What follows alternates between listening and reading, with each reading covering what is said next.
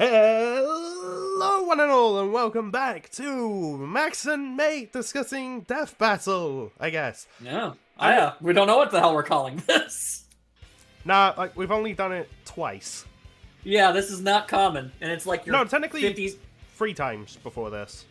Oh, that's true, but this is also like your 57th different podcast about Death Battle you're on. True. I'm your only mate, with me as always is... Oh, right, I'm here. Hi, Max Few Trades. What's up? Okay, so we have a lot to talk about. God, do we ever. We have an entire second half of this season, and we have thoughts and opinions on the second half of this season. And then we also got 6 teased characters for Season 9. So we gotta talk about all that business. And our ranking for this season. Yep. What are the best? What are the worst? And on top of everything else, how incredibly bizarre is it that we, without discussing priorly, have the exact same bottom 5 episodes? I know, right? He sent me over what the episodes that, his best to worst, and I sent mine, and then we looked at it, it's like, we have the exact same least 5 favorite episodes. So that's gonna make it pretty easy. So we'll go down that list when we get to it, but it's going to be fun. This is going to be a good conversation. I've been really excited for it. Oh, same. Alright, so, let's kick this off. Batman vs. Iron Man. Oh, boy! My favorite! Okay, I will just throw this out there. If not for this being Batman's 4th episode, I'd call this pretty damn good. I would, in fact, also say that, by all accounts, it was a perfectly good enough episode. It really is the fact that this is Batman's 4th time on the show. We've seen him do everything. And at this point, I feel like anybody who watches Death Battle enough is going to know ahead of time whether or not he actually has a chance or not. Yeah, I mean, at the bare minimum, they did a little twist with him this time because they were giving him Hellbat and... all that other nonsense. Yeah, but that's the double-edged sword of that particular scenario. It's like, all right, we're giving Batman a very powerful suit of armor that he has used literally twice ever in the comics and is currently collecting dust on the moon for like the past 7 years. And even then, isn't there like a condition to even get it where he needs another member of the Justice League? I believe that is the case, yes. Yeah. And in fact, I believe Lois Lane has used that suit as many times as Bruce Wayne has. Oh, so even then, you can at least scale that for, like, suit feats. Yeah, absolutely. No, I'm just saying, it's such a ridiculously situational piece of equipment of his, and they had to give it to him in order to justify making this fight work even slightly. Mm. And even then, he still lost! It was a damned if you do, damned if you don't situation. Either Batman loses, which he did, in which case, well, literally everybody and their grandma predicted that one, or he won, and it has a huge asterisk next to his win conditions where it said, and all he had to do was get a piece of equipment that he's barely known for ever having or using. So, I mean... Just as it turns out, Iron Man has... like, armors that can contend with that, which don't kill him as he wears it. And he also doesn't even need to wear them. I'm happy they didn't do this, but could you imagine if, like, the Goldbuster didn't get destroyed, it's just fighting the Hellbat, it's really epic, grand scale, the Goldbuster collapses, it looks like Batman's won, but then he collapses and dies. Godbuster opens, Tony's not even in there, he's just in a cafe eating shawarma the whole time. It's like, oh, well, I guess I won. KO! I mean, I'm glad they didn't do that, because that would have been like a massive slap in the face to anyone rooting for Batman. I mean, quite frankly, you shouldn't have been rooting for Batman in this situation to begin with, but yeah, at least, he got to do something before he got taken out. But... the nature of this, it kind of keeps going back and being a problem because this is our 4th time having to hear Wiz and Boomstick talk about Batman. Yeah, okay. I will just admit... We've heard all of this before. I will admit, anytime I rewatch this episode, I feel the need to skip most of Batman's analysis. That's exactly my point. You have to skip at least half of it. Because even if this was Batman's first time on the show, literally, like, the first, like, third of the analysis is completely worthless. Because they, like, he's got the bat suit, and here are the gadgets he uses that are all going to be completely worthless and won't work on Tony, so here's the actual thing he's going to be using for this fight. So, what was the point? It's like they couldn't say that, you know, alright, so the typical bat suit is completely and utterly worthless in this scenario, so we're not even going to bother talking about it. They couldn't do that, so they had to, like, give it lip service before transitioning to, and he has the Hellbat suit. Yeah, around, like, when they start talking about the Hellbat, that's when... Yeah. Like, it gets interesting. Exactly.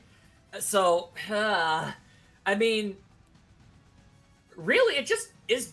It's Batman. It's Batman's fault this episode is the way that it is. Because, honestly, it was nice to see Iron Man get reevaluated, especially now that he's had all of those extra movie appearances. Though, I will just throw out, I think if, let's say...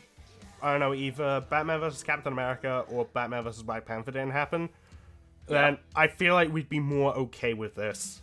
I would have been more okay with it because it would have also been Batman's second time on the show ever, and, you know, with his first time being in season 1. So I just meant if one of those episodes didn't happen.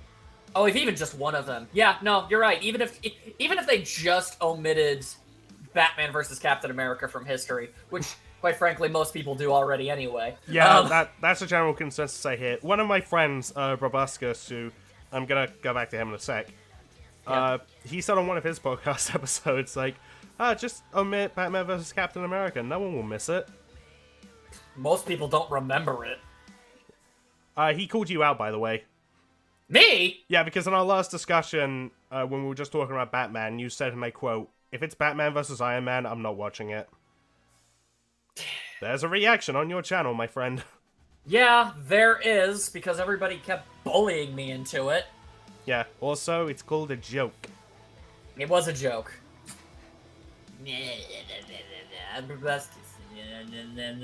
Good for him. Anyway, you know what? Something I find interesting, just so I'm not completely harping on it, there's something interesting I found about this episode, is how divisive the soundtrack apparently was. Wait, what do you mean divisive? Super stuff is epic. Yeah, it is. Except for, like, the 5 or so reactions I saw of it that said they hated it. What? I know! What? I thought that was, like, the one unambiguously good part of that episode, but apparently there were people like, no, this song is ruining everything. And I'm like, what? Like, that doesn't make any sense to me, but... I haven't found those reactions, and honestly, I'm glad I haven't. Yeah, no, trust me, you're missing nothing. Oh, the things I've seen and heard. Think so? Yeah, I don't know. But, as an episode, it's fine. It's got so many foibles and asterisks and ehs to it that I just can't feel anything other than, but why? I feel like I'm gonna be a bit more positive about this. Like, you saw my reaction, you saw my face when they were going over the more insane stuff Tony has. Oh, yeah. No, I feel like that was probably the best part.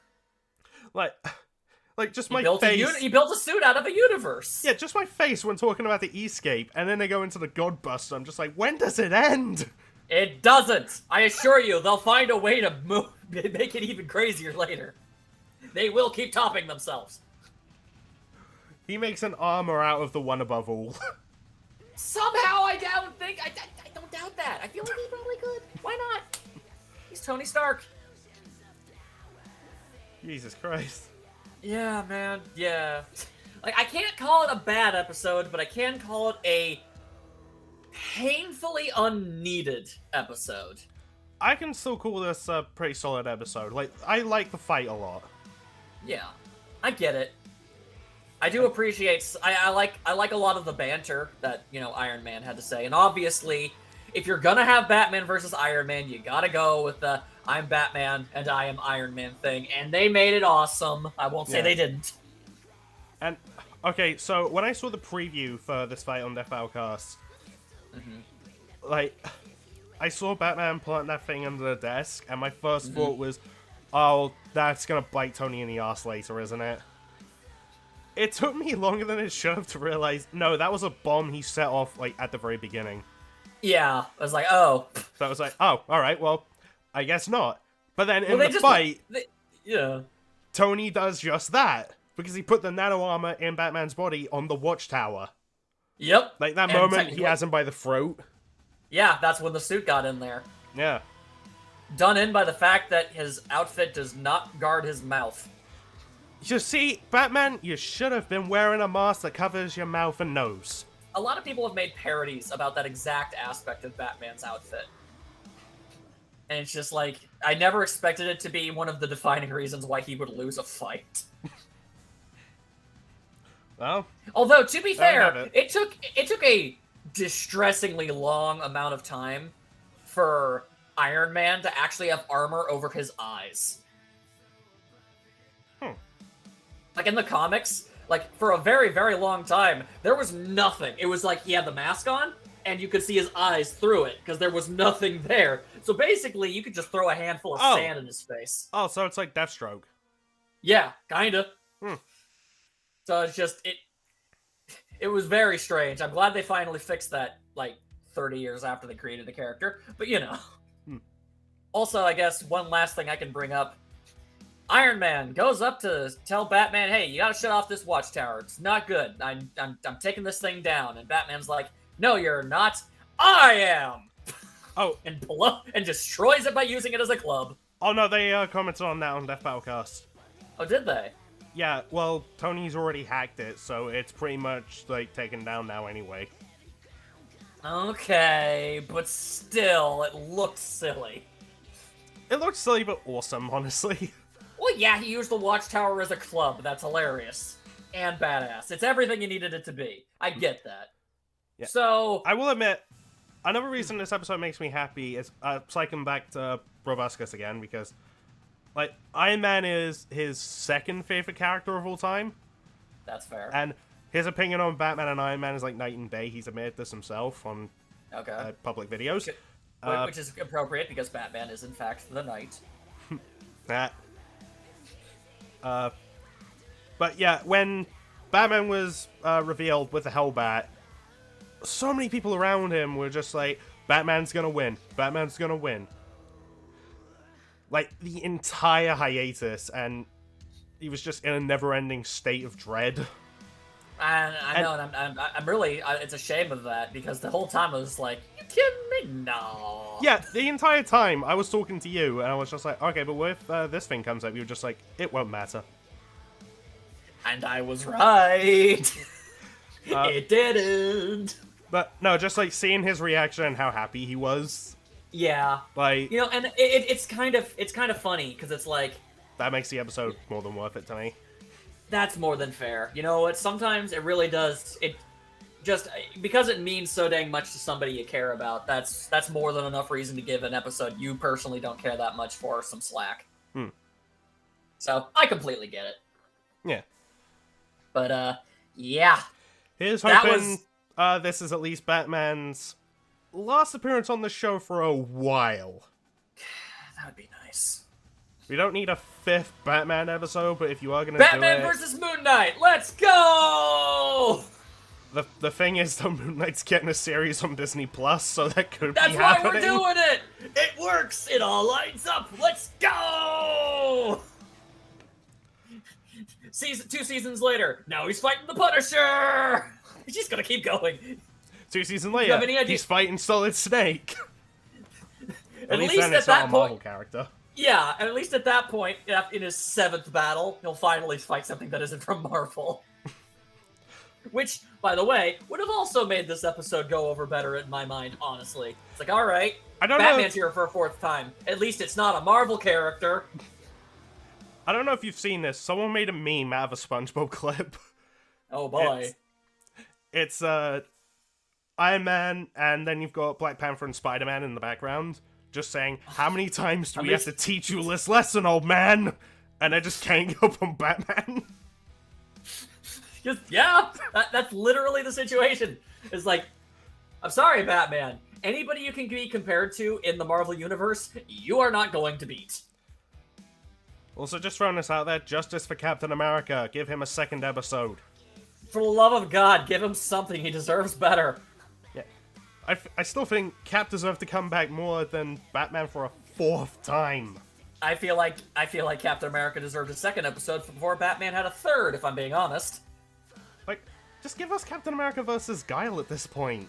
I mean, whatever. Like, this isn't even a matter of give him a win. I'm not asking you to give Captain America a win. No, I'm not asking for that either. I'm asking you to give him a good episode. Same. I just said Guile because that's the one I hear most commonly. Yeah, I mean, that is the take, but yeah, whatever. Just, there's gotta be options. He's Captain freaking America. Just give him something, man.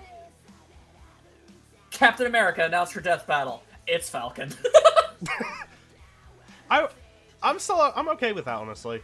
Honestly, no, I would be okay with that too if it was the Falcon version of Captain America. That would be okay. He's probably gonna fight Hawks from My Hero. More than most likely, and he'll probably just be this Falcon version. But yeah, we'll talk about that later. Yeah, we'll get to that eventually. Yeah, we will. All right, what's next? Oh yeah, next. It's about time we get on to the next one. Goku Black versus Reverse Flash. Holy hell, this episode was good. Oh yeah. Like, when I saw it get announced, it was one of the few episodes that we had absolutely no hint to beforehand. Oh yeah, it was this and the season finale. Yeah, and what do you know? Those were the two best ones. But I digress. I saw them announce it, and I'm like, that episode does have potential. Reverse Flash absolutely annihilates the hell out of him, but it could be fun. And it was. Oh my god, everything about that episode was good. Like, you know, even in some of the best, like, fights they have, you're like, but the analysis was just kind of eh. But with this one, it was like, no, this is just a solidly really good episode all the way through. I want to call out something I love in Reverse Flash's analysis. Under his background, his likes and dislikes. Likes, Barry Allen, Barry Allen, Barry Allen. Dislikes, Barry Allen, Barry Allen, Barry Allen. You see, Eobard Fawn, on top of being the winner of either the worst or best name ever award, is a complicated individual. Oh yeah, I'm aware. He has feelings, and he'd like to let you know about them. But, no, this was a villain versus villain fight, where you're just smiling the whole time, because they are both absolute monsters, and you know what? One of them is about to get annihilated by the end of this, and you're gonna feel good about it. Oh, yeah. Like, I mean, it's like, oh man, yeah, you know, Reverse Flash was going to win, and he did. But it was like, but I don't feel bad for Goku Black. I mean, yeah, the way he went out was super gory, but don't tell me he didn't deserve it. That's how you know how bad a dude Goku Black was. He underwent one of the most brutal kills. I want to say at least top 7 most brutal death battle kills ever. And not for you might wince at it and go, holy hell, but at the same time, at no point do you go, well, that seemed unnecessary. Like, no, screw him! Yeah. And you know what? I feel, and this helps actually also make the episode better in 2 ways. One, the way that Goku Black enters this fight. Just holding T. Holding T, just shooting people to death. You're like, in case you forgot, this guy is the worst. He might have Goku's body, yeah, but he is not a good guy. No, he is not. So it's like they introduce him. Here's how horrible he is. So when we do what we're about to do to him, you don't have to feel bad. Although then again, they still show how awful Reverse Flash is. Remember that guy mourning over someone that got squished? Excuse me, I'm in need of your services. Unnecessary, use him as a human shield. Even if he got hit by those, they wouldn't have hurt him that bad. And even then, he could just face through them. He just killed that dude for no reason. Just because he could. Yeah. Because nobody in the history of fiction is more petty than Eobard Thawne. I like to think of that random guy as a young Doc Brown, as a reference to time. Like, for these two. I mean, yeah, I guess, but at the same time, man, Doc Brown don't deserve that. Oh, no, absolutely not. I just thought that'd just be a funny little wink, wink, nudge, nudge. Yeah, I totally get you. It's like, there is no good guy here. You wish both could lose, but as is. And also, I mean, there's so many iconic moments in this damn episode. Okay, so, like, they just open it with, "It was me, Barry!" Oh, and you know what? Same voice actor that did that famous "It was me, Barry" meme. Yep, they got that. They got him. And you know what? Who? Best choice they could have ever made. Who, by the way, was the voice of Ace in Natsu vs. Ace, and Ambrosius in Ruby. Oh, dang straight. Ain't that cool? Yeah. So, yeah, no, he's a... Okay, both actors. Really, really, really good. I always try to compliment all the voice actors because, you know, I follow Marissa Lenti, who is the casting director for the show. And she'll almost always post about, you know, these are the ones we worked with, and they're really great, and I'll always make sure to go out of my way to tell them. And I'm like, dude, to the guy who voiced Goku Black, I said, I feel like you delivered one of the most powerful and badass Kamehameha shouts I've ever heard in my life. Well, damn. I could not give him more kudos. And he actually responded to me and said, "Thanks, I needed to not talk for a day after." Oh, God. that sounds about right for a DBZ character. Well, Dragon Ball Super character, I should say. Yeah, so it was like, yeah, that definitely makes sense. It's like, so I'm glad you liked it. I was hoping it would have been worth it, and I say that it was. So, yeah. So, Reverse Flash is the one who ended up getting Quicksilver killed. Oh, God, poor Quicksilver. Poor dude, he didn't deserve any of that. Oh, Quicksilver had a rough year this year. I don't know if you saw WandaVision, but, like, they have the guy who played him in the X-Men movies, and it's just like, oh my god, the crossover we've always wanted, it's happening! And then it turns out, no, it's just some random dude. Joke. It's just a casting joke. They deliberately did that to make you think, but no, they just got the same actor. I mean, don't get me wrong, I thought that was hilarious. Oh, it was absurdly hilarious, but yeah, like, rough year for ya boy. Like, goddamn, like, when he showed up and someone watching that just goes, "She recast Pietro?" I was laughing my ass off. Yeah, that is hilarious. So, but, man, I gotta keep going. Okay, so another fantastic moment is when they basically just start time traveling around and murdering each other over and over and over again. Yeah, and the whole, "Why aren't you dead?" That, oh god, if not the best moment in the entire episode, at least the second best. I personally, for me, my favorite moment is that, because it's very rare that a moment in a death battle, especially during a fight, that will audibly make me laugh that hard. Yeah, I saw your reaction. Because both of them were so legitimately confused. It's like, I've never had to deal with this before. What? And so they just go on a massive murder spree of each other at different points of the fight, and it's just so cool. I think one of my favorites is just when Goku Black destroys Reverse Flash when he's reading the newspaper. Well, he just looks up. What? He looks up from the newspaper. He's just like, "What? Who are you?" Boom! Like, god damn it, that's so good. I love this episode. And of course, yep, destroys the time ring. Sorry, was that important? With the trolly ass face. Oh, okay. There are usually almost every episode of Death Battle will get some kind of meme to come out of it, almost all of them. But that one really took off for a good while. Yeah. Oh god, I used that for the last Smash announcement. Yeah, you did. Admittedly, I wanted to take that even further when I made that video on Twitter. I was gonna have it be like, so Smash Invitation destroyed. Sora, sorry, was that important? And Goku Black is Waluigi. Oh. I just have that be playing as he's getting like dragged across the planet. Like, that would have been pretty great. But I thought, okay, that's too much, and also, I can't be asked. Yeah, that's a lot of effort. But that was in my head. But yeah, no, this episode, I've gone back to watch it many times since it came out. It's so good. Oh, also, I've told you about this, and shout out to my friend Yang Yin for introducing me to this. There's like a text-to-speech bot that has a voice for Blake. Yeah, there is, and you've been having fun with that. I made her say that line. Yeah, you did. Sorry. Was that important? I love that. Some lines come out a little bit more robotic than others, but that's one of the ones that came out sounding perfect. And I'm so proud of it. Yeah, so he's been doing that. He's been having a lot of fun with that robot. But man, I can't say enough good about this episode. It's even very rarely will somebody who works on the show comment on a reaction of mine.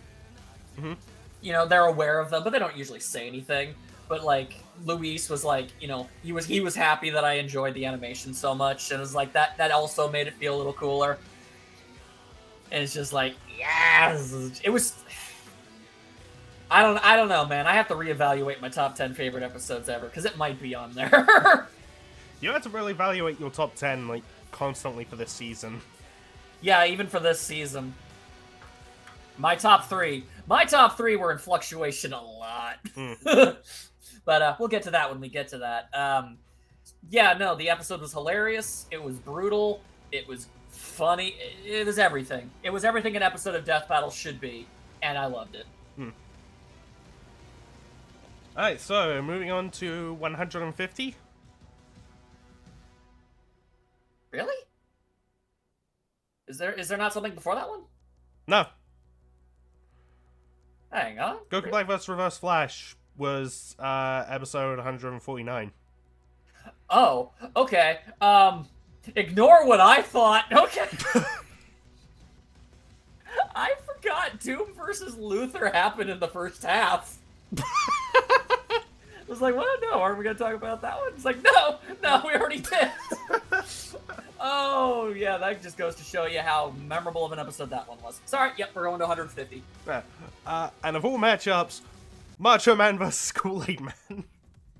Okay, so am I correct in both of us saying that we are conflicted on this one? I feel like I enjoyed this fight, like, the more times I watched it. But yeah, there are still a few things I'm not a fan of. There are a few, little sticking points. I don't know. I have a lot of complicated thoughts. When the fight actually happens, it's a lot of fun. Oh, yeah. But one of the main problems is the fact that they interrupt the fight for more information. Yeah, I'm not a fan of that. And we just, instead of getting to, like, actually see Macho Man attack Kool-Aid Man with snake fingers, we just hear it in the background. Although, that being said, I love Kool-Aid Man's... Oh no, snakes! No, that was wonderful delivery. Absolutely. Gave me Knuckles flashbacks. Yeah. Oh no. One thing I can definitively not say about this episode is that it's not funny. This episode is hilarious. I feel like it had a lot of really good moments, and I thought it was really cool to see, I guess, more... But that's the thing. It was really cool seeing Wiz and Boomstick leave their little studio, and they interact with Ringmaster and Jocelyn, and all of that, and I thought that was really cool. And just the fact that Jocelyn's back. Yeah, that was really nice, too. So, like, I have a lot... That's all really good, but at the same time, it was like, okay... I kind of wish that they just spent their time focusing on that then. Like, if they wanted to make, like, a special where it's just, the characters of Death Battle interacting and hunting down Boomstick's father and all of that, that would have been fine and great. I would have been totally cool with that. If they wanted to do just a full-on, wacky, off-the-wall, what-the-hell nonsense fight of Macho Man and Kool-Aid, that would have also been awesome. I would have been fine. I feel like the fact that they tried to fuse the two together didn't help. Maybe they should have done what they did for the 7 Battle Royale and have, like, the post-analysis thing be, like, a separate video. Maybe. I'm not a fan of the way they did that either, but I feel like it would have worked better here. Yeah. I don't know. Also, it's such a weird thing to say, but damn, this episode is short. Yeah, this is like season 1 length. Like, holy hell, I think, wasn't it like 12 minutes? Somewhere around there. Let me look it up on YouTube, although try and keeping mine, ads. Yeah, all that nonsense. Come on, Death Battle, we're looking up the numbers. On YouTube, it's 14 minutes and 13 seconds. Right, so assuming that at least, a minute of that is ads, then that's like a 13-minute long episode, which is less than half your normal episode of Death Battle. On the average. Yeah. Some dip lower, but I mean, generally an episode will mostly be about 20 minutes.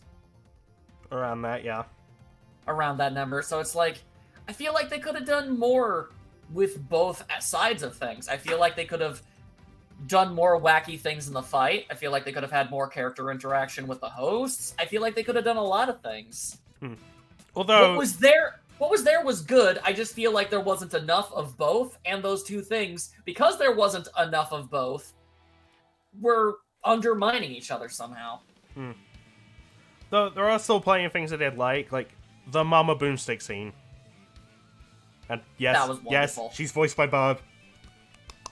I'm happy. And I know, and for all Death Battle fans who know, everyone's like, we don't know, that was like way back when, basically in a cast, when Barb was there. I think it was even during the Yang Tifa discussion thing they had.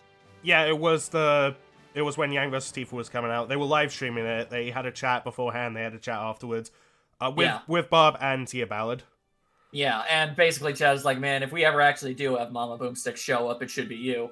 and she was down for it, and we're like, dare to dream, who knows? And then, like 7 years later, almost, or something? Something like that. I remember Chad saying, like, he has the script with Mama Boomstick there. He just sends a copy of it to Barb saying, it's time. And she's like, yeah! She was in! She was already good to go. Because Barb is awesome. And she did a great job, too. Yeah. Like, and that moment between them, that was sweet. The moment was really nice, and I feel like the fact that they really, actually established the fact that, Wiz and Boomstick and Ringmaster, in fact, are actually friends. Maybe not some... Well, there might still be some animosity between Wiz and Ringmaster, though. A little, but I mean, at least Boomstick has friends. He does. Yeah, he does. It's unquestionable at this point, and it was a lot of really nice stuff. And I just feel like I wanted more of both of things, and I got... because, if it was a full, 13 minutes of just one or the other, I feel like I would have been okay. But the fact that I basically got half of both, that made it feel like it wasn't as cool as it could have been. Yeah. Also, hi, Sarge. Yeah, hi, Sarge. In full 3D model. Yeah. Okay, it looks weird, but... It does look weird, but I mean... I imagine budgetary reasons, yeah, whatever. Yeah, whatever. It's cool. And, also, I have to shout out the basically quasi claymation segment of the fight. Oh yeah, that was phenomenally cool. Luis did that by himself. Yeah, he did, and he didn't even get drunk beforehand. What a mad lad. I know. He did that. He said he'd do that sober, and he did. It's amazing. And in case you didn't know, the joke is he suggested that he would do Samurai Jack versus Afro Samurai all 2D hand-drawn on his own, and he admits to being slightly tipsy at the time when he said he would do that. And Ben knew that and still took him seriously. I was like, oh, okay, sure, go for it. He just woke up the next day. What have I done? Oh no! But this time he's like, no, I'm gonna animate a segment of this where it looks like they're in claymation, and it did look really cool. Oh yeah, looks fantastic. And I want to say, every part of the fight itself we actually got to see was good. Yeah. And behind the scenes detail, one of Chad's original ideas for how the fight could go, like way back when. Just, couldn't Kool-Aid Man trap Macho Man inside himself, turn upside down, and trap him? Yeah. They put that in specifically to reference that. Yeah, and then, because it for as weird of an episode as it is, I actually really enjoy the fact that there's a real line of thought of progression in those last few moments of the fight, where it's like, couldn't the Kool-Aid Man just drown Macho Man? And then he tries that. Doesn't go like, well, couldn't the Macho Man just drink the Kool-Aid? And then it's like, couldn't Kool-Aid Man control the Kool-Aid? And there you go. That was the clincher. Mm. Can we stop and appreciate the fact that the winner of this fight was basically dictated by a tweet that the Kool-Aid Twitter said once?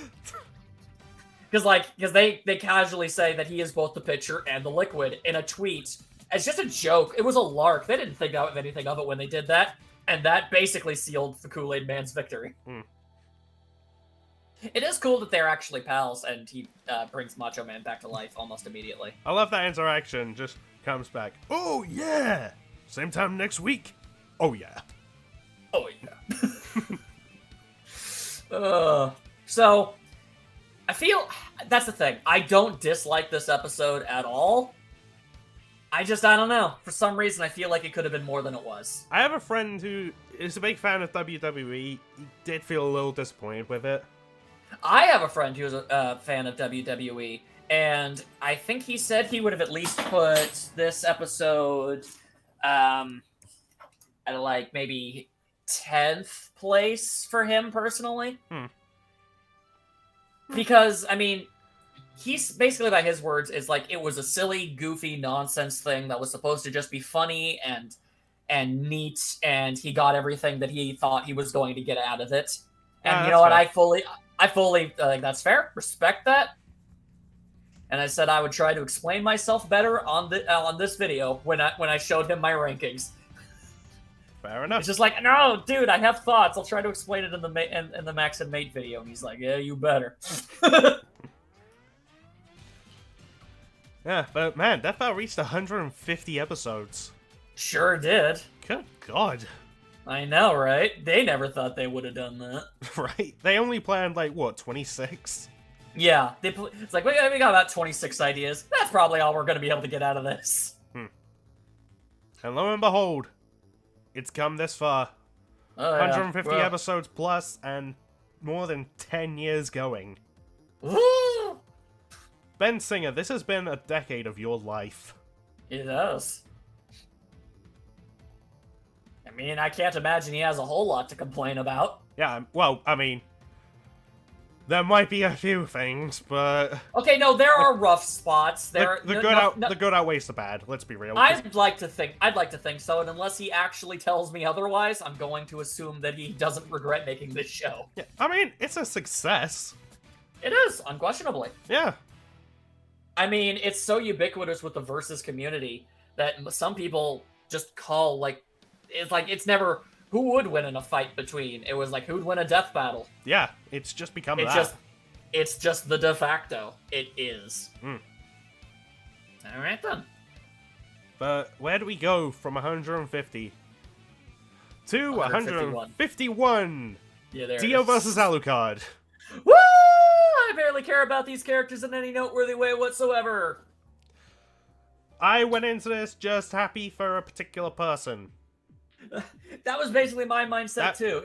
It was basically, woo! Everybody who cares about this is gonna be hype. Yeah, I was particularly happy for Liam though.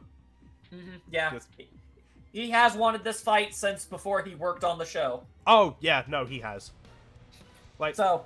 I remember because he did a podcast called Discussing Death Battle with two other friends, like way back in the day. That first episode they talked about most wanted fights, this being one of them for him. Well, I knew that because I worked with him for like 7 years. That too. So, I also had a reason to believe that this was his most wanted fight. Yeah, and God, to have him like even sit in like the director's chair and write it too. I'm not jealous. Nor am I. I'm not jealous at all. all. This episode was pretty good. Nor am I, as I look back at two things with... You know what? I'm not even going to continue that. This episode was good. Yeah, no, it was a good episode. It was. The only harping point I have conceivably with it is just I don't like Dio, and not in the sense that I don't like Dio, like, what a terrible character. I mean, I don't like Dio, he's an asshole. And I think you're supposed to, honestly. No, you are. He's an apprehensible monstrosity. He fed a baby to a person. So, I mean, like, yeah. God, yeah. Yeah. So, like... If that doesn't make you hate the guy, remember, he set a dog on fire. He's done so many things. Yeah, and, I mean, all I know about Alucard literally came from Hellsing Abridged. Oh, same, honestly. Like, I didn't know jiggity jack about him on an official capacity. Yeah. I just knew that he was really powerful. And well, he is apparently not nearly as powerful as some people originally thought. Like, powerful in the sense of, like, not being able to die. Well, he's also legitimately powerful, just not in comparison to the person he fought. Oh, yeah.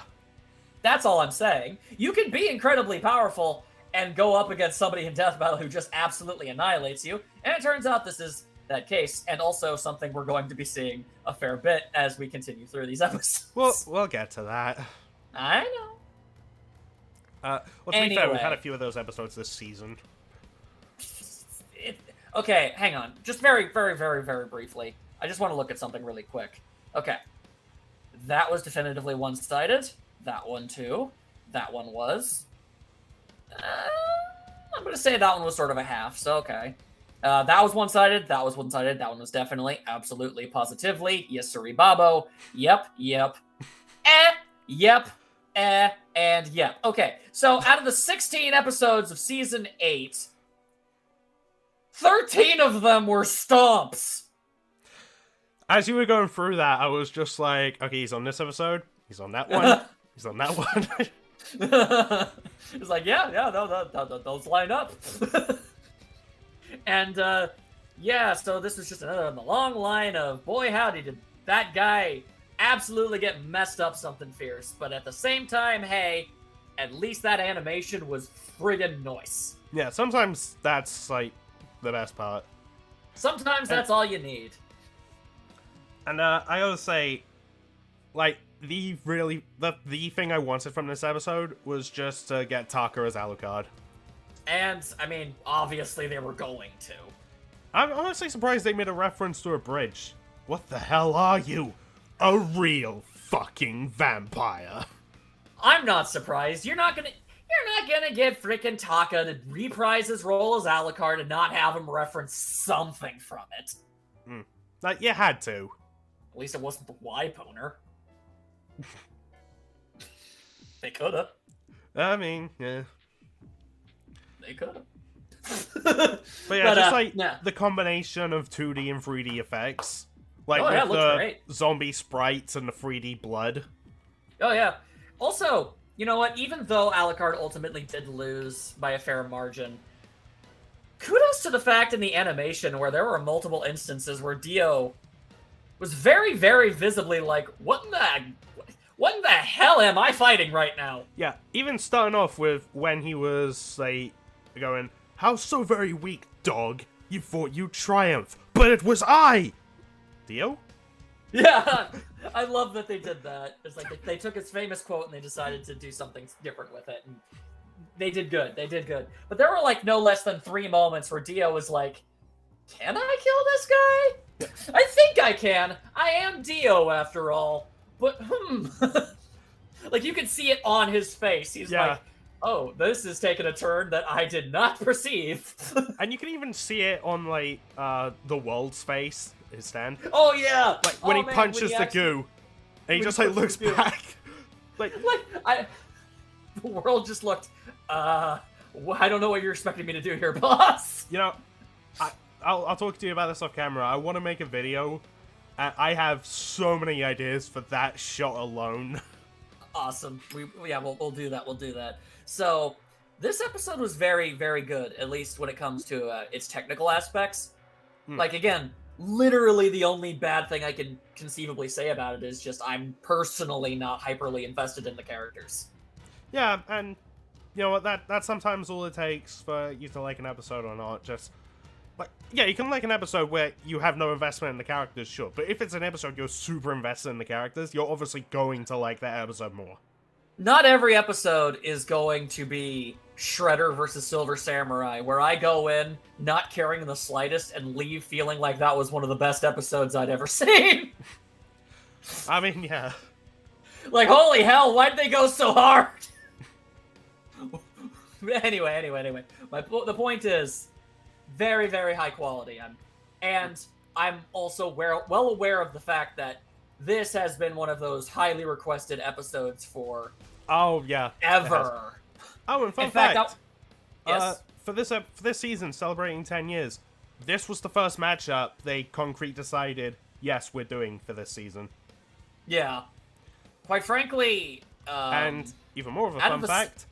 Yes. That hint way back in the day from Sablewolf versus John Talbane. That was Ben's idea. Ben's the one who put that in. That's awesome. But yeah, they set it up. It's like, oh, is he secretly a vampire? No, that's next year. And lo and behold, next year, vampire fight. Yeah. When they said that, they locked themselves in. At the very bare minimum, I guess we had to fight like we were gonna get like, I don't know, Alucard versus from Castlevania versus, I don't know, Dimitri from Darkstalkers. I don't know. They locked themselves into a vampire fight. And hey, maybe next year we could have slashers. Just saying, there's a particular slasher matchup that everybody's been asking for forever. You might as well get it done. Might as well. Ironically, it's also a massive stomp, but it would still be fun. Yeah. I'm not even a fan of those movies, but I'd be down for it. Me neither, but do it already. I know you guys can.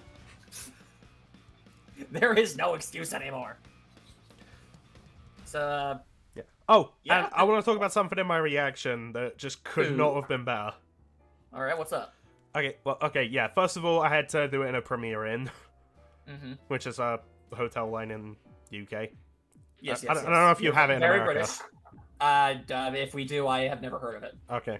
But I'm not very. I don't travel much. I mean, fair. And so because this was like Liam's baby, essentially, I decided, why don't I wear the shirt of the meme that he accidentally made in the episode everybody loves? Yeah, time, huh? Thanks for the tip. Yeah, I decided to wear that, and when they mention, he can stop time, and Boomstick says, time, huh? Thanks for the... Ow! I was so glad they referenced that, but also, notice how the thumbnail for my reaction is me holding up the shirt? Yeah. That was by complete accident! Yeah. YouTube decided randomly that was the thumbnail. So, I did not select anything, that was the default. Yep, the universe was just very, very kind. But the universe aligned for you on that one. I love that detail so much. So, if nothing else, you got that going for it as a memory for this episode. Also, like, in terms of Alucard's, like, death and that ending shot, I really want to talk about. Okay.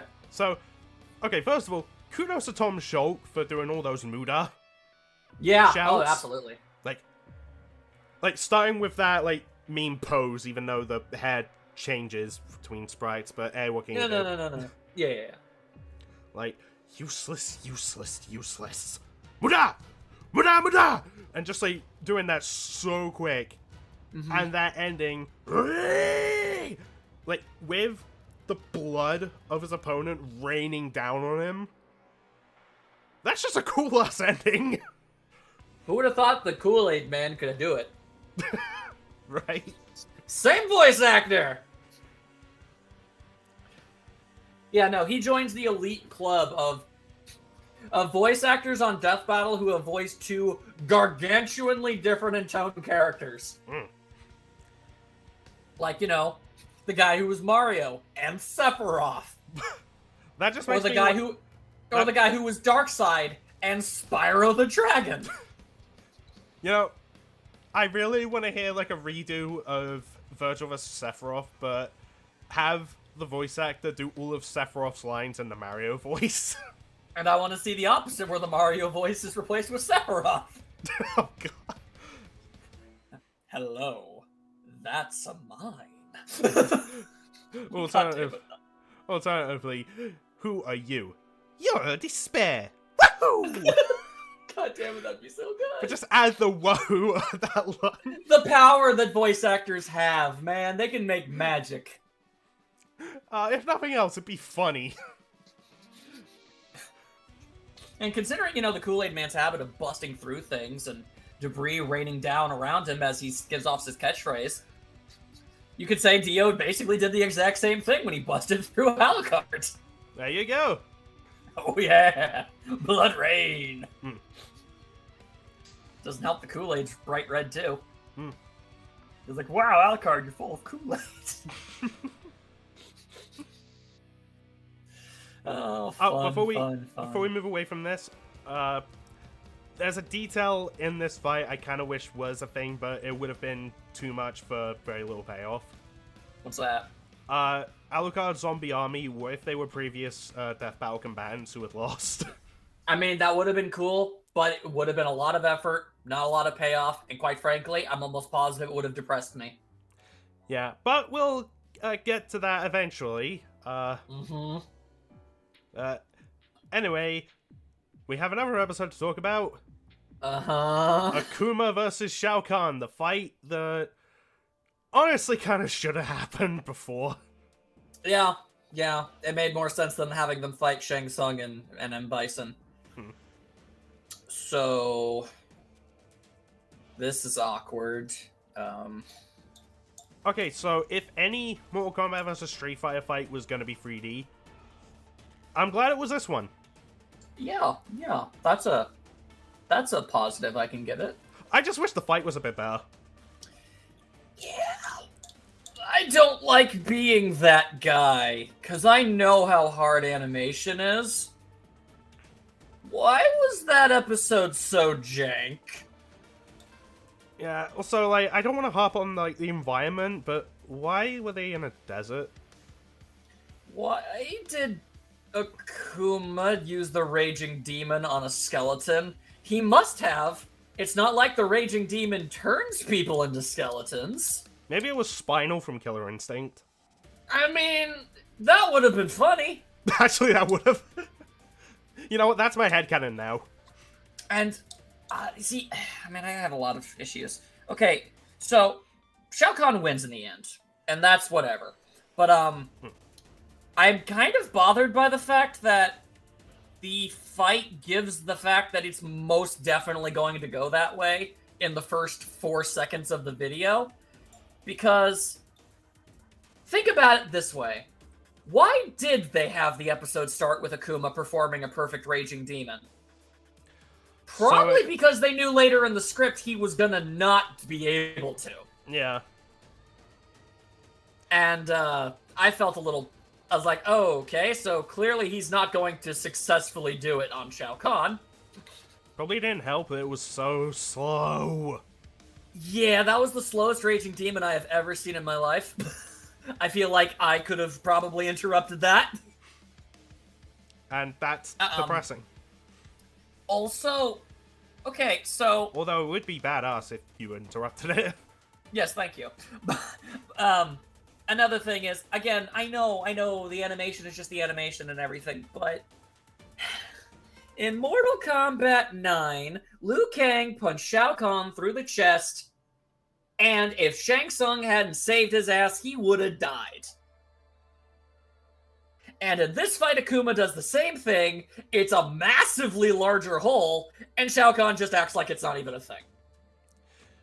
Yeah, that's a little weird. Also, I kind of take offense to the fact that basically Akuma died because Shao Kahn's hammer conveniently landed on his head. After he just got pushed over. He basically got shoved and then the hammer bonked him on the head. Yes, Shao Kahn then swung it again, but by that point Akuma had already lost. Also, how do you cut somebody's arm off with a hammer? I don't know, maybe it just came in that quick and just ripped it off upon impact. Also, that's not what a flawless victory is. I mean, on one hand, yeah, a flawless victory is when you don't get hit, you have a hole in your chest. A flawless victory, that is not. Good day, sir. But also, Shao Kahn's just that freaking arrogant. I get it. Also, I get that, you know, they didn't have a lot of options when it comes to, you know, Akuma's transformations, but first and foremost, Shin Akuma looked very, very silly, because it was just normal Akuma, but they, like, set the brightness setting on his hair really high, so it was just solid white. Yeah, that was a little odd. Also, because there's no higher res model for Oni, basically, he became significantly less high quality when he transformed. Yeah, that was noticeable, although that shot when it's just all smoke and you just see his eyes and there's like growling. Yeah. That's legitimately terrifying. Fair. I'm not saying it was a terrible episode. It's just, it was an episode I was already kind of lukewarm on. And as I watched the fight, rather than really pay attention to the things that were happening in it, I was like, well, that looked odd. Yeah, well, that seems silly. Well, like, that's weird. Yeah, like, after the Oni transformation, Akuma starts, like, beating Shao Kahn in the chest. Shao Kahn's mostly just T-posing. Yeah, and also the sound effects make it sound like there was, like, almost absolutely no effort put into those punches at all. It felt really weak. And I guess, I guess technically they would have been, but at the same time, I don't think that's what they were going for. This episode was just... Yeah, I feel like the analysis was the high point in this episode for me. Just finding out all the crazy shit Akuma did. Yeah, like, no, just that jumping was into heaven.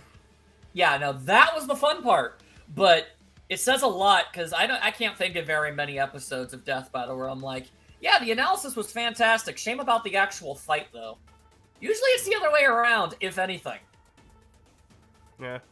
Although, I gotta say, props to Gianni Matrograno for finally getting a win after all these years. Yeah, it took him a while, but he did it! Yeah. Oh yeah, we didn't even comment on the fact that he voiced Batman and he died again to Iron Man. Yeah. Because that's the way the world is. Oof. Oh, you know what? Oh, well... I was about to say Akuma had no connection to Iron Man, but they were in Marvel vs. Capcom together. They were, yes. God, now I'm remembering how in Marvel vs. Capcom Infinite, it ended with Thanos getting the Satsui no Hado. Admittedly, the thought of Thanos pulling off a raging demon, that sounds cool. It does, but it's also goofy as all hell. We try not to remember that game. So, unless you've got more to say, I don't really have much. It was just an episode. I feel like it needed a bit more work, but I still enjoy it. It was fine. I don't hate it. I'm just kind of, well, yeah, okay, that happened. Though, Cool. I am glad they acknowledged the, what's his name, who can steal souls in Street Fighter? Shang Tsung. Street Fighter. Wait, in Street Fighter, Navali? What? Navali, wasn't it? Yeah, there you, Nikali, thank you. Nikali, Oh my god. Oh my god, yeah, he's the most forgettable Street Fighter character in history. Sorry. Yeah, because like I remember during the I drew a complete prank. I remember during the debate, so many people were like, "Oh, Shao Kahn could just steal Akuma's soul, boom, win." No. But one of my friends, Kier Armstrong, brought up, well, Akuma fought someone who could do the same thing, and he turned it around, so that shouldn't work like that. Yeah, so that is nice. Lo and behold, that got brought up in the episode, and I was like, good catch. Yeah. Although they said in the commentary, because of how powerful Shao Kahn is, like, eventually he probably could. Yeah, eventually, but it wouldn't have been the instantaneous win condition that people assumed. Yeah.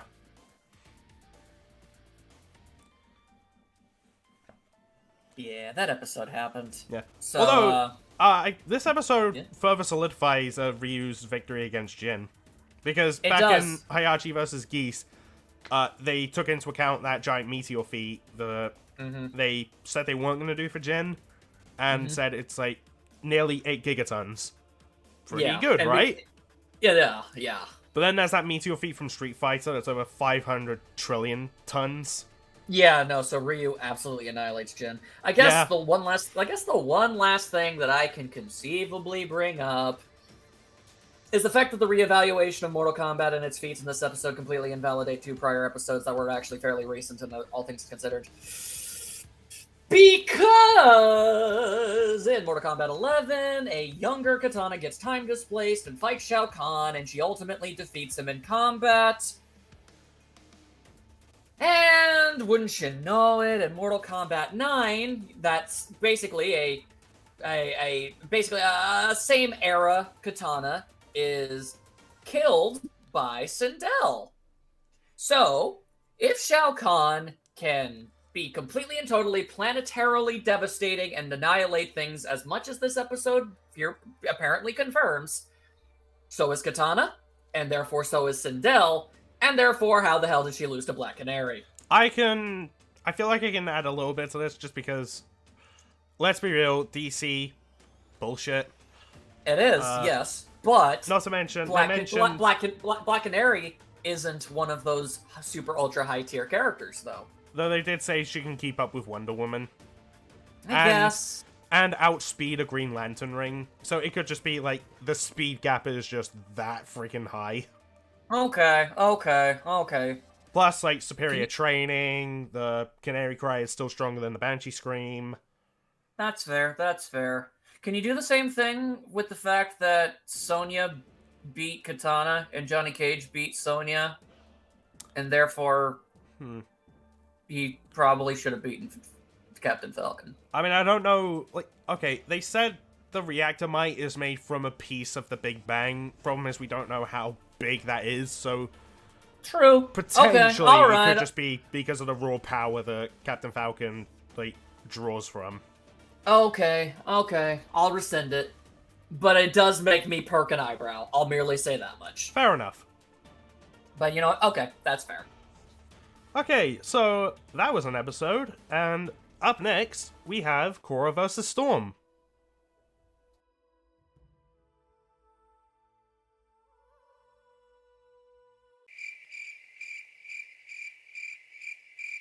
Okay, and now for the penultimate episode, we have Madara Uchiha versus Sosuke Aizen. Yeah, and you know what? This episode is basically virtually identical to Dio versus Alucard for me. You just didn't really care about the characters, but holy crap, that was a good fight. It's like, hey, that was a really cool episode. Really nice analysis and really bombastic and epic fight. With a fantastic soundtrack. Yeah. Oh, no. Fantastic soundtrack. Incredibly talented voice actors on this one, too. The scene where they're both just mad laughing at each other over the fact that they're actually fighting on equal terms is like, dang. But, I feel nothing towards these characters! I gotta give mad props to Nicholas Andrew Louis for voicing Madara. Oh, yeah. Like, man, that dude. Holy crap! In fact, he got... I mean, no. I remember there was a tweet. I think Madara's official voice actor commented on the episode. Yeah, he did. Yeah, so, like, that's really cool.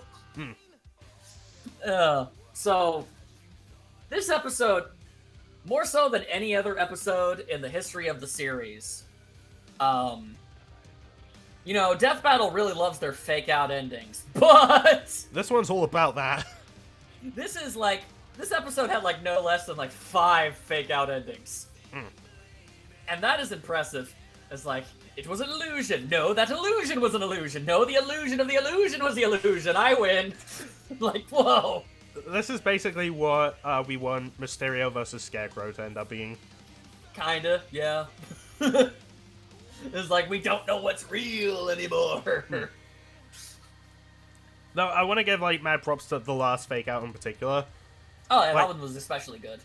Because, okay, well, first of all, Aizen's not looking at Madara in the face, so if you know the characters well, you think, oh, he can't trap him in anything. And then there's, like, the know your place, big explosion, scream, and the music sounds like it's getting, like, climactic. Yeah, so, like, that could have been the end. It tries to subconsciously trick you into thinking this is the end of the fight. Yeah, okay, I say that, you know, this episode had, like, 5 fake-out endings, but that one legitimately was like, wait, is it over? Yeah, in my reaction, I was like, wait, did Aizen just win? But then... And then, nope. swerve! Swerve straight into Crazyville. But, yeah. The episode was really, really great. It just flat out was. I have nothing against it whatsoever, even though apparently it is gargantuanly divisive. Wait, and what? Oh, like, in terms of debating who would win?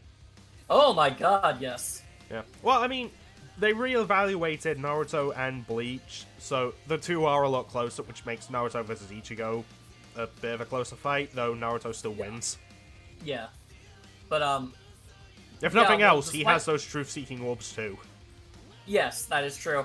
Look, all I'm saying is I'm kind of afraid of Bleach fans. Ah, okay. That's all I'm saying! They are a passionate lot. In a way, I respect the hell out of it. Yeah, no, I get that too. But, like, whoa! Like, you know, it's been a while since I'd seen, like, 12 different debunk videos on the same day show up. I remember getting a comment just saying, man, I look forward to the debunk videos, and I just reply, and I look forward to not watching them. No, I didn't either. Because I ain't got time for that. Yeah, no, I got so much better things to do with my life than watch those. But the fact is, like, every episode... No offense to anyone who really does put work into it. Like, oh, yeah, no, sorry. It's just, you know, it's just not my thing, you know? Yeah. It's just every episode of Death Battle gets at least one debunk video, unless it's something that everyone is just incredibly neutral about. But, like, this one had, like, a bajillion of them, and I was just, whoa. And they came out, like, within moments after the episode went public, and it's just like, damn! Yeah, honestly, most of my happiness from this episode comes from...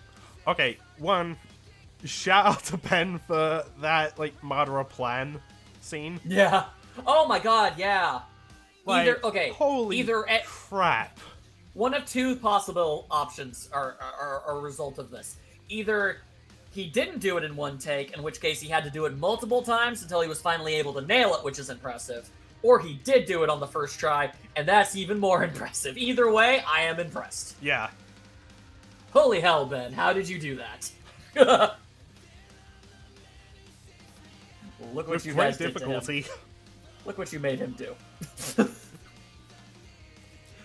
Joke's on you, Boomstick. Only asked for this episode because it would make a friend happy, which it did, Sean. Also, rare moment of empathy that Boomstick shows to Wiz. That doesn't happen often. No, it doesn't. Usually he's the first one to make fun of him, but that time he actually just straight up was like, it's like, whoa, what the hell, guys? So, yeah. And, this made a friend of yours incredibly happy. It was so happy he cried. It was their definitive number one. It was basically, to them, Madara versus Aizen was what Blake versus Mikasa was to you. Oh, yeah. So, in that sense, this was a very good season for you and your friends. Not me specifically. I mean, I had some good times. Nothing super massive going on here. I mean, I didn't get Team Rocket versus Peel-Off Gang or anything. Well, that has to happen at some point, right? Oh, I sincerely doubt it would, but I have that small hope in my heart. I think no, they have touched on the Peel-Off Gang in a community death battle. Yeah, because of me. Oh, right. It was my idea. I pitched it, so they threw it there. So, you never know. Crazier things have happened. But anyway. Everyone watching this, request Peel-Off Gang versus Team Rocket. You guys, it would be so funny, though. It would. Plus, it gets OG Dragon Ball some representation. Yeah. Yeah, that would be a cool... It's, two trios, and they have robots, and they're goofy. It would be fun! Don't you guys like fun? Plus, it'd be characters specifically from the anime. Yeah. Like the Pokemon anime, I mean. Yeah. I mean, they have like manga appearances and video game, but Yeah. they're anime. Yeah, absolutely. So come on. Come on. Plus, it would But I mean, reevaluate Ash's Pikachu, and yes, he does beat Blanca. Oh God, does he ever? But let's not get onto that. Yeah, here's the thing. I'm just throwing it Here's out the there. thing. Yeah, here's the thing. Here's the thing. Okay, I want that episode because it would be fun. And sometimes, you know what? In my life, I just want a death battle episode that makes me happy, leaves me smiling, and I can leave saying, "Dang, I had a real fun time." Which leads us into the season finale. Yeah, sorry we didn't talk about Madara vs. Aizen that much. We don't have much to say. Yeah, season finale. It's not Galactus versus Unicron. It's not Master Chief versus Samus Aran. It's not even Alex versus Cole. I mean, I didn't feel like that one was going to be a season finale worthy. I feel But like at it the same could've been. time, I guess maybe, but I don't know. Point is, guys, seriously, throw those guys a bone. They've been wanting this episode for so long, and those characters are never going to be more relevant at any point in time, so just do it. Do you want to say it? Saitama versus Popeye! I'm so happy. Yeah, when this episode came out, you were saying you wanted to gush about this episode when we did this. I do! So, I so do! my friend, gush away. This episode was so good. Oh my god. If you've seen my reaction to this video, you already know how I mostly feel about it, but oh my god, it is, by definition of my mind, despite the fact that it ultimately was perfectly, like, unquestionably a one-sided affair. The winner was never in question. But despite that, everything about this episode was so well done that it didn't matter. It is what I find to be a bit of a gold standard when it comes to an episode. Because if you can make the analysis funny, informative, and just cool, and you can make the fight truly something special, it doesn't matter what characters you're using, it can be a phenomenal episode. And, yeah, so, like, okay. And this is coming from someone who isn't even that much of a One Punch Man fan. It's okay. It's a fine show, I guess. And, like, I like Popeye plenty. He's not my favorite cartoon character in the history of ever or anything, but I like Popeye. He's a likable guy. But then, my god, okay. So, like, they get into every aspect of of everything that's going to matter in this episode. Like, okay, why would you put these two together? You know, doesn't it seem kind of random and absurd? Well, it turns out they actually have a lot in common, in fact. Because, you know, they're both basically regular dudes who gain ultimate godlike power through doing incredibly mundane things. And, you know, they're really just simple dudes otherwise. So there are more connections than you would have initially assumed. And you know, they bring up, you know, the crux of Saitama's character and what drives him and what's basically stunted him as an individual. And that's relevant for what happens in the fight. And I'll get to that. And then, with Popeye, it's basically a crash course for all the youngins out there who don't know nothing about Popeye. Maybe they're like, or maybe you're like Mate over there. You're just vaguely aware that Popeye is a guy that exists, and you saw him in maybe a parody or two at some point, right? Yeah, that's the case for me. I knew Popeye existed, I just didn't know much. Right. So, and that's the thing. So when a character is basically unknown, at least to a certain subsect of an audience, there are lots of people that know Popeye, but the Death Battle audience, maybe they don't. And I from what I saw, that seems to be the case. And I'm using Mate as a soundboard for this. Like, just sharing some of the things Popeye can do as a character with you and getting the reactions I did from you were so fun. Yeah, you showed me that gif of Popeye launching a tree into the sun, like, yeah, using another tree as a, like, bow and arrow, essentially. Yeah, he used a tree to launch a tree into the sun, and it cracked like an egg. like, Popeye is just this absolutely delightful absurdity. And, you know, it was fun because you get to learn. And I feel like that's an aspect of Death Battle that so few people really appreciate. when an episode is done well, whether you know a character or not, by the end of it, you do know them and you get them as a character. And I feel like they did that with Saitama and Popeye. By the end of this, you have a very firm understanding as to who these characters are and what they are entirely about. And that's not even getting into the fact that there were literally legitimately good jokes. Like, the fact that they actually went into the full, like, real-world ramifications of Saitama's workout routine and how it would basically destroy your legs. That's hilarious. Boomstick's never-ending confusion and exasperation at all the things that Popeye can do, and he doesn't understand how he's able to do it, but he just has to deal with it and accept that he can. It's a cartoon. He can do whatever he wants. Precisely. He can. Because that's the benefit of having almost 100 years worth of media. You just... 100 years of people just making whatever jokes they could come up with off the top of their head, and that's the result you get. And that's not even getting into the fight itself. It is every animation style. It is all of them. Except live action, but let's be honest, I don't think we wanted that. And that's not even animation! True. So there you go, it's every animation style! And it was so good. They put in so much effort. And it didn't get set up the exact way, but it was very adjacent to the way that I thought it would. I knew it was going to start in a grocery store one way or another. I feel bad for whoever has to clean that up.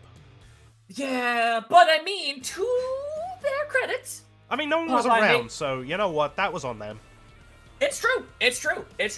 And so, when Popeye, he slam jams, thank you, ma'ams, that dude, you don't even know this part because they didn't even bring it up. That move that Popeye did when he spun his arm really hard and he punched Saitama in the face and he did like this super twirl through the wall. You said that was a twist-a-punch, right? That's the twist-a-punch. They didn't even bring that up, but they still included it in the fight. And I loved it. He just smacked it through and he's in. And, goddamn, Liam, you know what? I'm full disclosure. I had my doubts you could do it. Same. You are a good Popeye. Yeah.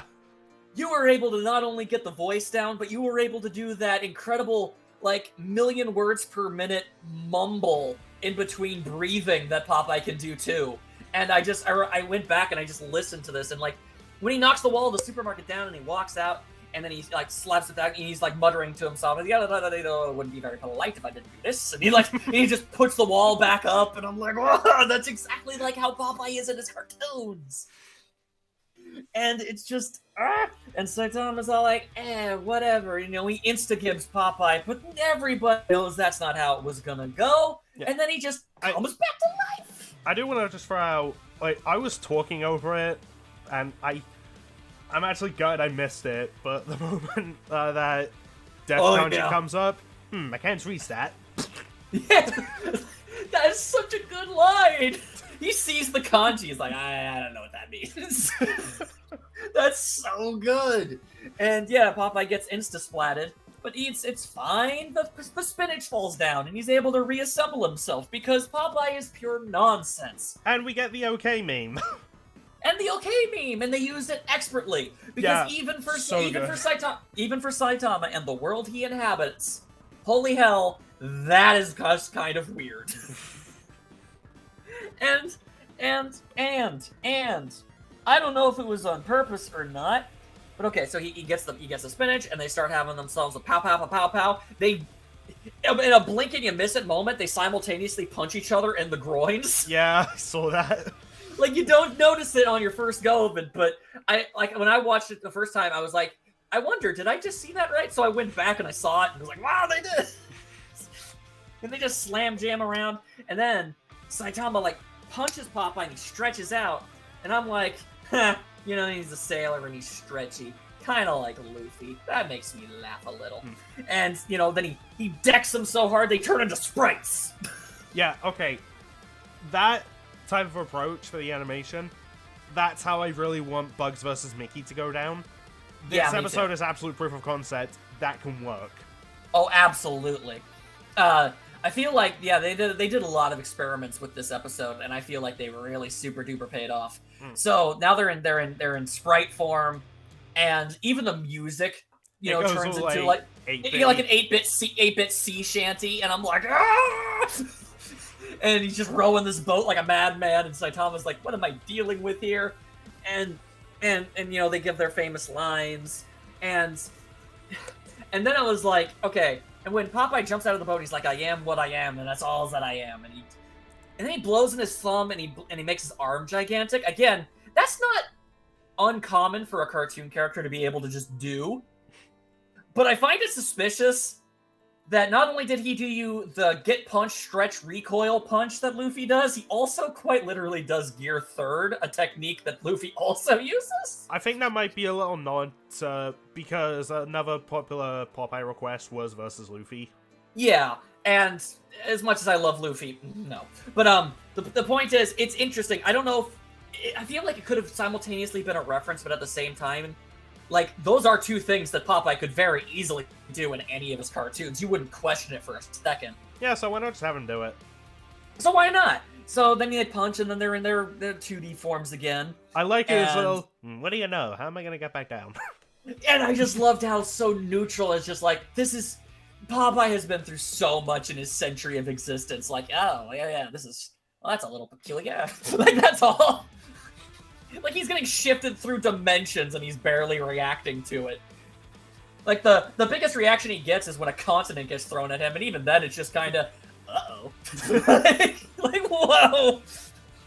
And then he gets decked hard enough, and then Devil Artemis shows up, and he's all like, I'm gonna make some craziness happen. Yeah, okay, so that Popeye model... Horrifying! Yeah, it kind of was. That thing was full-on nightmare fuel, and I love it. Although, did you notice it had a tattoo of olive oil? It had a bunch of tattoos. Oh, I didn't even mention! And you wouldn't even know this because you're a guy from Britland and you don't even watch the Popeye. No, Popeye is a thing over here. I just haven't watched it. Well, what? Okay, then fine. You're just uncultured. Whatever. Pretty much. Point is... Yeah, okay. Point is... sorry, rewind. At least I admit it. Yeah, at least you do. But you rewind a bit. When Saitama goes through the wall, and you see a store behind him, and it's called Wimpy's, like Wimpy's Hamburgers. Oh yeah, that's a thing in Popeye, isn't That's it? the thing in Popeye. That's a character named Wimpy who's all about hamburgers, and I just like, that's so fun, you know. Okay, but now they're in 3D and horrifying, 1080p Popeye is here, and he is messing the world up. And Saitama's getting into it, and that's something we both really wanted to see, is just Saitama go, holy hell, my life has meaning again. I'm actually having to put effort into this. I still love this is amazing! How did you get so strong? I eat spinach. Spinach. He eats spinach. It's so good. And man, okay, he's never gonna see this, but Devil Artemis, they confirmed it. That death kanji, spinach kanji thing, that was something he put in on his own. Oh. That was entirely his idea. And that just goes, and that's another one of just the super iconic moments, and that like hyper deep reverb. Like, holy hell, that was so cool. And he slams them again, and they shift back to the original art style one more time, and for like the first time in Death Battle history, like for like completely unambiguously and uncomedically, a character just sits down. It's not literally, but he just Saitama stands there, and he has like a legitimate emotional reflective moment, and it's actually kind of beautiful. Yeah, like, look, I'm not even a One Punch Man fan, but I felt that for Saitama. I felt that in my soul. Him being and all, it's just like, my heart's beating so fast. My muscles ache. I can feel them again. Like he's been so numb and dead inside for so long. And this damn fight, this fight with this guy, this sailor man, and and he jumps off the sun, and they go with one last clash. And just in case you thought things in this incredibly weird ass episode were getting a little too emotional, thank you, weird spinach mascots. Oh, even before that, when Popeye's doing, like, as they're about to collide, you hear Popeye's, Yeah. Saitama's laughing. He's laughing And there's alongside that him. shot of, like, tears from his eyes. Like, he's laughing and just- crying with joy. He's so happy, and like, you know what? He may have lost, but he went out like a champion, and his life stopped happy. Yeah. He went out And in a similar way that Mikasa did. He became the Except- Avatar. Yeah. Before and, becoming eggs. Before he got turned into a bunch of eggs. And Sorry. yes. Yes. And, that was another one of my personal hopes, was that I knew Popeye was going to win this. And I was like, every Popeye cartoon in the history of his existence ended with him singing some variation of his theme song. And I was like, do I dare dream? Do I dare have that hope in my heart that they do this here? And they did. I mean, they had to, right? They had to, but they didn't have to, but they did. And this episode just made me so happy. Dude, what you're feeling is kind of how I was for Hulk vs. Broly last year. That's fair. Well, And I liked Hulk vs. Broly. I mean, that was also because, goddamn, I needed that episode. Yeah. Because of, I like, get the you. stuff I was going through, and then the teasers afterwards. Yeah. It's like, oh my god! It's like, oh my god, oh my god. Oh my god. Okay, so, and then they go into a very well thought out, I felt, explanation as to why this was the way that it was. And Saitama is powerful. We all know this. And it's just like, but no matter how strong he could conceivably be, Popeye defies math. Yeah. He is unquantifiable. Yeah, like... And he doesn't even need spinach to transmogrify you into a sausage and make you lose... and your months of therapy and losing your faith in God. Like... Just... He doesn't even need spinach to do it. Yeah, even without spinach, and even if he was weaker in the end. Yeah, he still had a way to end the fight in one punch. Exactly. Like, at the end of the day, Popeye was able to instantaneously revive himself as often as he needed to be, and if he got just the one punch he needed, he could win. And it's like, somebody in my Discord was like, so does that mean that Popeye could beat Superman? And I'm like, yes. Yes, he could. He could turn Superman into a commemorative plate. Oh god. Like, I'm just saying, like, Popeye, you don't mess with Popeye. There was another comment I saw from before the episode even came out, and he's just like, I don't, like, I'm seeing so many people who don't understand Popeye think that Saitama has this in the bag, and like, guys, I don't think you fully understand the full ramifications of his Toon Force abilities. Like, we've had Toon Force users 3 times so far in Death Battle. We had Scrooge McDuck, which only dabbled in it. We had Pinkie Pie, who was better at it. And you had the Mask, who was pretty dang good at it. But Popeye is so far above even the Mask. You don't mess with Popeye the Sailor Man. Toot toot. Thank you and good day. And this was like... And like... I know it wasn't like... I know it's not like, super high up on your tier list. But even you, like... It was like, well, that was just fun. And that's what I feel like this show is. When the show is at its best, the show is fun. Yeah. So are we doing rankings, or are we talking about the teasers? Let's talk about the teasers first. Okay. Okay. So, oh boy, I where did do a we lot of start? talking. We did a lot of talking. I'm going to lead into it, and then you can talk. And when you need me to back you up on characters you know nothing about, should we? I kind of want to start off with those. You want to start off with the ones that you don't know anything about. Okay. Well, Yeah. First and foremost, this was actually a pretty unique teaser montage because it was so damn fast. Yeah. Like Three of the characters were really obvious, but then apparently there were 3 characters I didn't even notice were in it, even though I watched it like 17 times. And there's one that's still debated, is it this person or that person? Yeah, but we're pretty confident. But yeah, so basically we got 6 characters. That's usually how many we get. Yeah. Alright, so which one did you want to start with first? I think I want to start with the 2. I can never pronounce their names. Let's start with the one from Demon Slayer. Tanjiro. Tanjiro. Here we go. Yes. All right, so we got Tanjiro from Demon Slayer. I know will be. nothing. I am also unaware. I know that Tanjiro. I did a little bit of looking into it. I know. Well, before I looked into him at all, I know that Tanjiro has an adorable sister he loves very much, and the internet also loves very much.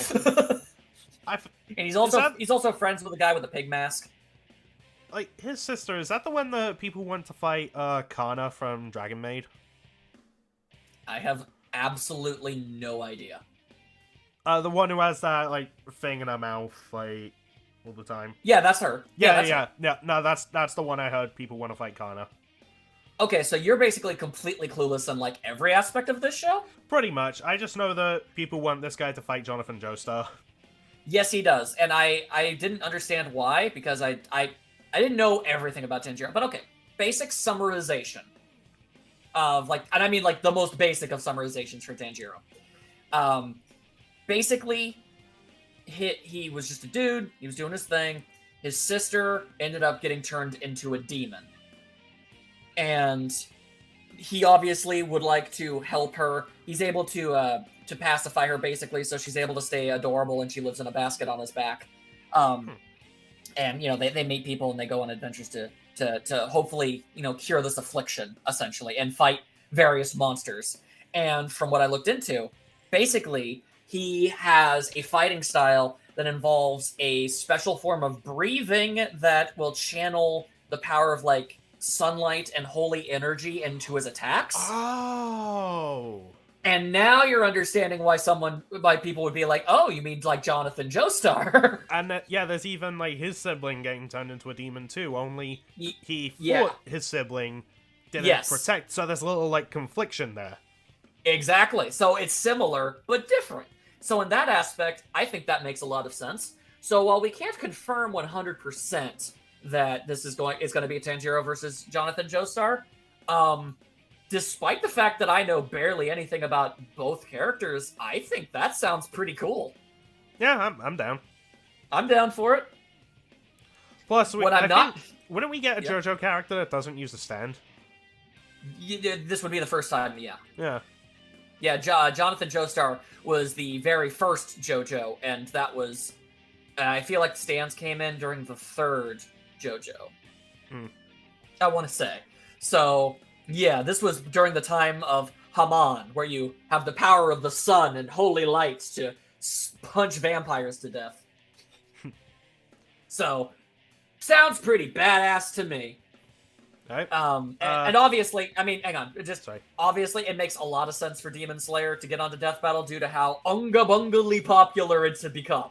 Yeah, like, no, for a while, all my Twister was just Demon Slayer. Yeah, like, I never, it's not even like it's not like I'm disinterested in it, I just never got to it, I guess. I mean, I could see myself watching it someday, but, so I just know of it. So, and from everything I've seen, sounds like a real cool matchup to me. I'm down for it. Yeah, I'm down for it too. Yes, okay. So, I guess then you want to move on to the next one you can't pronounce? That's... let me try. Tetsuo? Tetsuo, yes. Yay, I did it. You did it. Head pats for you. Yes. So, he is... okay, so I'm not an expert on this, but here's what I know. We can thank my friend Nightstar for filling me in on a good number of things about Akira. We're showing out our friends a lot. We have good friends! Yeah. Anyway. Yeah, including each other. But, yeah. Okay, so, Akira, it's a movie, a very famous anime movie. It's not a series, from what I can tell. It's just a singular movie. And Tetsuo is essentially a very bombastically ego-filled, massive foreheaded, telekinetic bad guy, basically. Uh-huh. And, you might be vaguely aware of this because it's kind of like the one thing that Akira is most famously known for. Tetsuo is mostly known for the part in the movie where his body horrifically and very graphically mutates into a gigantic mass of writhing flesh. I don't think I've seen that, no. Okay, well, that's basically what he's primarily known for. So, he's a telepath, and he turns into a giant blobby monstrosity that that can potentially make people vomit. Oh, So, I think I saw a parody of it in South Park. that is very possible. Akira is one of those things that mainstream culture is like, oh yeah, I mean, if you're gonna reference an anime, you can reference Akira. Oh, there's Because also there's also a Ruby shirt that parodies it. That's true. Oh, yeah, okay, because, okay. If you've never seen Akira, you've seen that motorcycle slide. Yeah.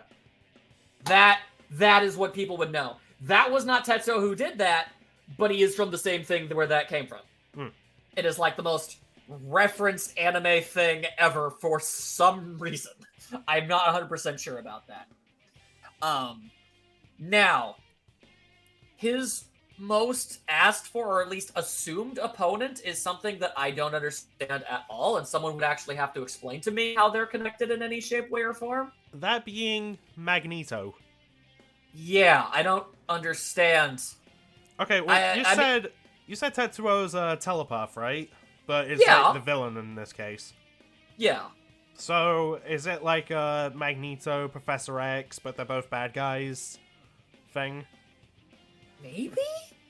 Yeah. I don't know what else to really say. Because I mean, Magneto isn't a telepath. I mean, I guess kinda, but just with magnets.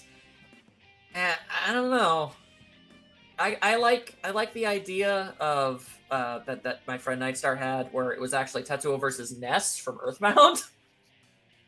Because he is also a psychic lad who already has experience fighting gigantic masses of pure cosmic horror.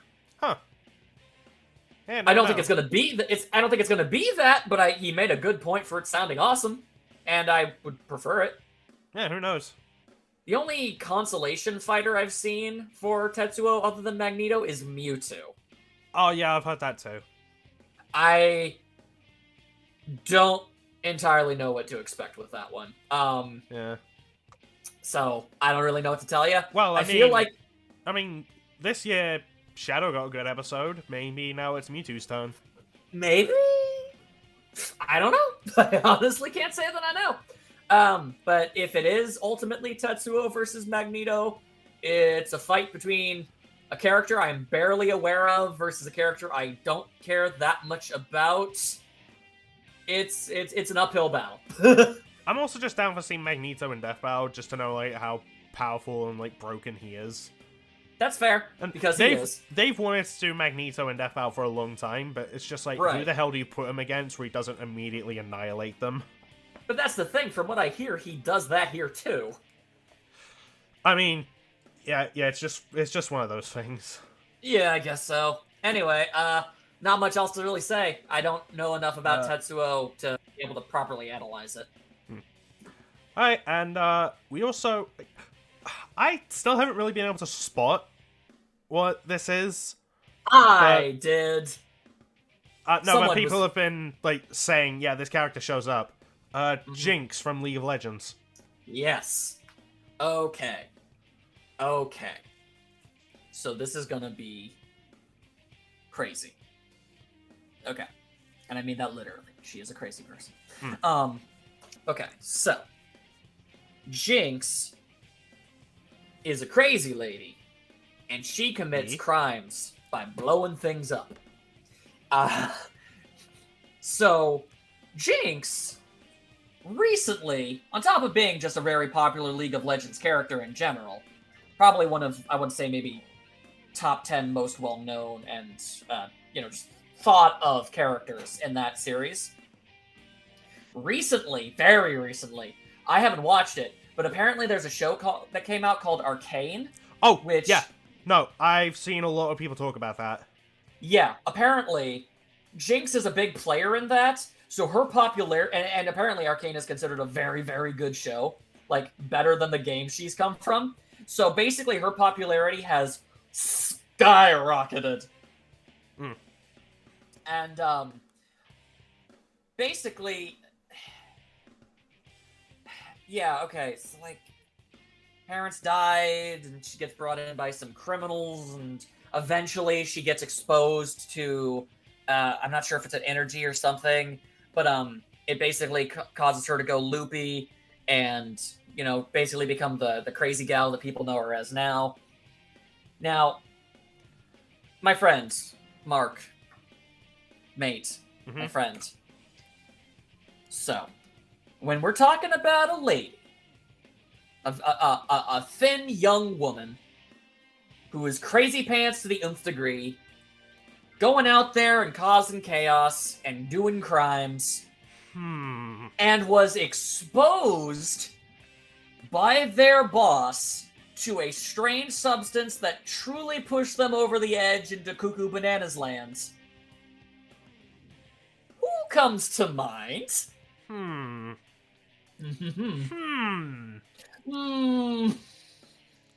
gonna stop doing that before I get old. Yeah, Harley Quinn. It's more than most likely going to be Harley Quinn. Yeah. Yeah. And, so this is an incredibly strange situation for me on a personal level, because I've always been a bit of a critic. A staunch guy who goes on about the crazy girl genre that's oh so popular on the internet. You know, your Harley Quinns, your Togas, your Neos, your crazy girls that are oh so very popular in the fandoms of whatever they are in, you know? Yeah. Jinx is definitely right in there. Difference being, and I can't even begin to tell you why, I actually think she's really cool. Oh. Okay, so she's like the exception for you. Yeah. Fair enough. So that makes the fact that she absolutely splatters Harley Quinn a tempting prospect. Oh, so does this mean we're gonna get our first DC loss to a non-Marvel character? We might. Dude, we might. Ooh. So here's the thing. From everything I know about Jinx, she's not superhuman. I want to say she's around basically large building level. I do just want to throw this out there in terms of like the whole like DC always winning against non-Marvel. Like I'm kind of neutral on it. Like if it happens one day, sure. If it doesn't, yeah, right. I know. It's been a very strange situation how literally nothing but Marvel has ever been able to defeat DC Comics. And the idea of this absolutely bonkers ass, bright blue haired, rocket launcher swinging lady busting down the door, bashing the crap out of Harley Quinn, and taking that accolade for herself sounds hilarious to me. Fair enough. Granted, it's because this would be the first time, and I do mean the first time, that a DC character is fighting a non-Marvel character that aren't god tiers. Oh yeah, that's the thing though. That's the thing. Harley Quinn and Jinx are basically street tiers, and what's the one time Marvel is actually able to defeat DC most consistently? Street tiers. Yeah. So people so people for a long time have been like, we think Simon the Digger should fight Kyle Rayner because Simone, whatever. I don't even know anything about those two. I don't know anything about Gurren Lagann. I just know it's popular, and there's a lady, and she's got the big bazoombas and the sniper rifle. You know, whatever. And people just really want that fight. They really do. And you know what? If you want it badly enough, I'm sure it'll end up happening at some point. Oh, that's going to happen one day. Yeah, but the point is everyone's hyping it up. Is like, you know, he's gonna be the one to finally take a win from DC without being Marvel. And then Jinx just shows up, and she's just like, but what about me? I'll bring back the sorry. Was that important? Kind of. That's literally what it kind of is. But where's the Jinx voice bot? Yeah, where is it? But yeah. Also, if that exists, let us know. Yeah. Also, I'll have to send it to you. I actually really enjoy her theme song. It's just really catchy. But yeah, she's just an envoy of chaos, and I don't know. I like her. Maybe it's just because she has blue hair. I don't know. Maybe. Maybe she's the first crazy girl that I find marginally cute, and that seems to be the reason most people like these characters. Fair. Anyway, so I'm down for it. That being said, if she's not fighting Harley Quinn, which, I mean, I guess it's feasible, but I don't know, that's a lot of connections, really. Yeah. I don't know who else then. It would just basically be any of the crazy girl genre, basically. Also, if it is Harley Quinn, this confirms that Neo versus Toga is probably going to happen. Yeah, but what if instead they did Toga versus Genocide Jill? I think that'd be better. Isn't Genocide Jack? I mean, that's only until they realized that Toko was a lady. Oh, okay, yeah, true. So then they changed the name to Genocide Jill. Although I still like the idea of her versus Launch. Because it's split personalities caused by Sneeze. Oh god damn it, that's actually really good. Yeah, that's why that commission track exists. You're right! It does! Okay, well then you know what? I guess that would be pretty cool too. Damn. Well damn man, I don't know. Whatever. Crazy Girl's gonna be fighting and it's gonna be fun.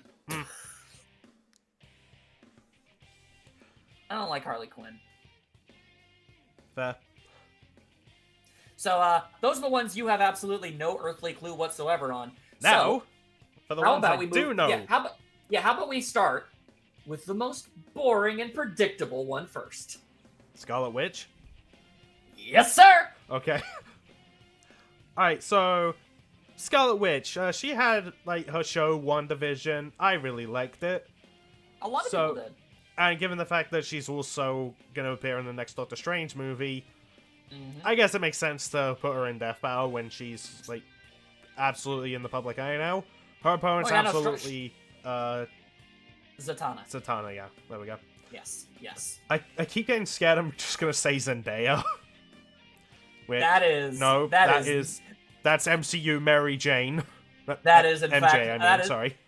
Yes, I very, very much doubt that is who Scarlet Witch will be doing battle with. Please no, but, I like her. Yes, yes, of course. But yeah, no, it is more than most likely going to be Zatanna, and I don't know who wins that. Nor do I. I just know it's Magic Marvel versus Magic DC. Like it's basically the female Strange versus Fate. However, and this is the ironic part, and why I think that Scarlet Witch is going to end up winning this, I like Zatanna a lot. I think she's really freaking cool.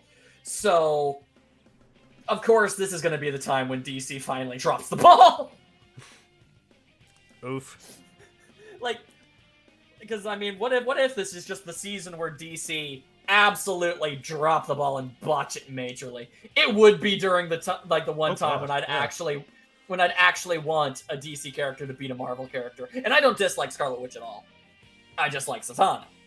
Because she's all dressed up like your classical magician type with the top hat. And it's all fancy, and she talks backwards, and she's got fishnets. That's not as important, but I still felt the need to bring it up. Also, if Magneto is showing up, then we get him and Scarlet Witch in the same season. That would be interesting, yes. Oh, it'd be hilarious if they brought Quicksilver back. But that does bring into something that we'll talk about once we're done talking about all of these matchups. We'll get there. Yeah, we'll get there. So, but yeah, I like Zatanna, and if it is her, and it probably is, fingers crossed. It's either that or Jean Grey, like for a same series thing. Yeah, it's not impossible. I'm gonna say unlikely. All right, I guess feasibly they could bring Raven back. I don't know. I don't think they would, but I'm just trying to explore any and all possibilities. Because at one point, Raven was for opponents for Raven, characters like Scarlet Witch and Phoenix were considered. Yeah, I think they just turned those down because, oof. Yes, oof, but at the same time, God, I don't understand death metal sometimes. Well, we decided we wouldn't do that episode because it's incredibly one-sided. Does a season entirely comprised of one-sided smackdowns? Yeah, fair. I'm just saying, what's the line, guys? How one-sided is one-sided for you? Because some of the ones in this season definitely push the bar. Just saying. So, next one is your pick. Whatever one you want. Okay, there's some debate over this one. It's Because probably... it's either Boba Fett or The Mandalorian. The thing is, I've been seeing people say it's Boba Fett because not only do you see his ship, the Slave One, also apparently the shot that is used is literally from the trailer for the Book of Fett. Yeah, so it's gotta be Boba Fett. I mean, And I'm not against The Mandalorian showing up, but I just think No. Boba Fett has more to work with. And he's also significantly more relevant next year, what with having his own show. Yeah. Actually, that starts this year. Yeah, I know, but it's going to carry into the next. I know. Just saying. So, if that's true, then Boba Fett gets to come back before Samus. And it's been 10 years since Halo's been on this show, too. Plot twist. It's Boba Fett versus Samus Aran 3. I mean, I'm fine with it. I mean, I feel bad for Samus- Boba Fett dying to the same person 3 times. That is the definition of how many times I have to teach you this lesson, old man. That's what that episode would be. But, no, chances are no. You go ahead and give the rundown on the assumed and possible options.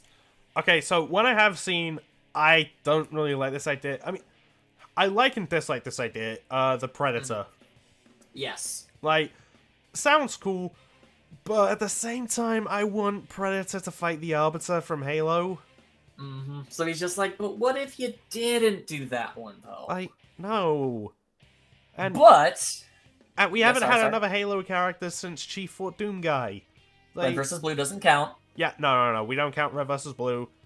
Those are Red versus Blue fights, not specifically Halo. Like, bring in the Arbiter. Have him fight the Predator, and it could be cool. It's a semantics thing, but by Jove, it is something that matters. However, there is an alternate option for Boba Fett. Which, honestly, I like the sound of it. I like the sound of it, too. Star-Lord. And that just sounds like it has the potential to be hilarious. I was honestly kind of hoping you'd respond to that with, who? Sorry. Damn it, I'm so bad at that. I am the king of missed opportunities when it comes to jokes. I was talking to a friend about it. I just sent her Star-Lord. I go and find a gif of Star-Lord, Legendary Elf Lord, and I'm just like, I'm ready to reply. Doesn't say who. But, I mean, look, if that means the Star-Lord's gonna challenge Boba Fett to a dance-off, then I think that makes it worth it. Oh god. Yes! I didn't even think about that. I want that.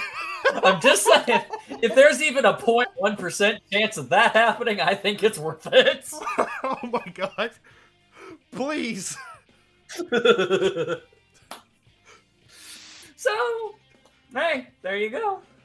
Oh my god. But, you know what? If it touches on, like, the 80s style, like, music genre that Star-Lord is known for from the movies, then it would be like 80s tacular music fused with a Star Wars score for the fight track, and that sounds pretty cool. that does. So, who knows? Oh man, it'd be like that Star Wars disco album. That'd be dope. But as far as I hear, that's basically the 3 most prevalent requests for Boba Fett. I like the sound of Star-Lord. I do too, although that presents an interesting problem once we finish off with it. our last one. We'll get to that. I Yeah. think it's no secret. We're excited for this last one the most. Just like we did last time where we saved Mikasa for last. Yes. Vegeta! Vegeta's finally coming home. Vegeta's back, baby! He is returned, and has so many new powers. Mm. Like, do you know about his newest power? I think I saw it briefly via Masako. Yeah, okay. Then yeah, you have. It is real, real good. And that would mean, if they do choose to include it, which I feel like they should, it would be the first time it's shown in animation before the actual show does it. Ooh. It'd be just like what they did with Bleach. Yeah, so that'd be pretty neat. Mm.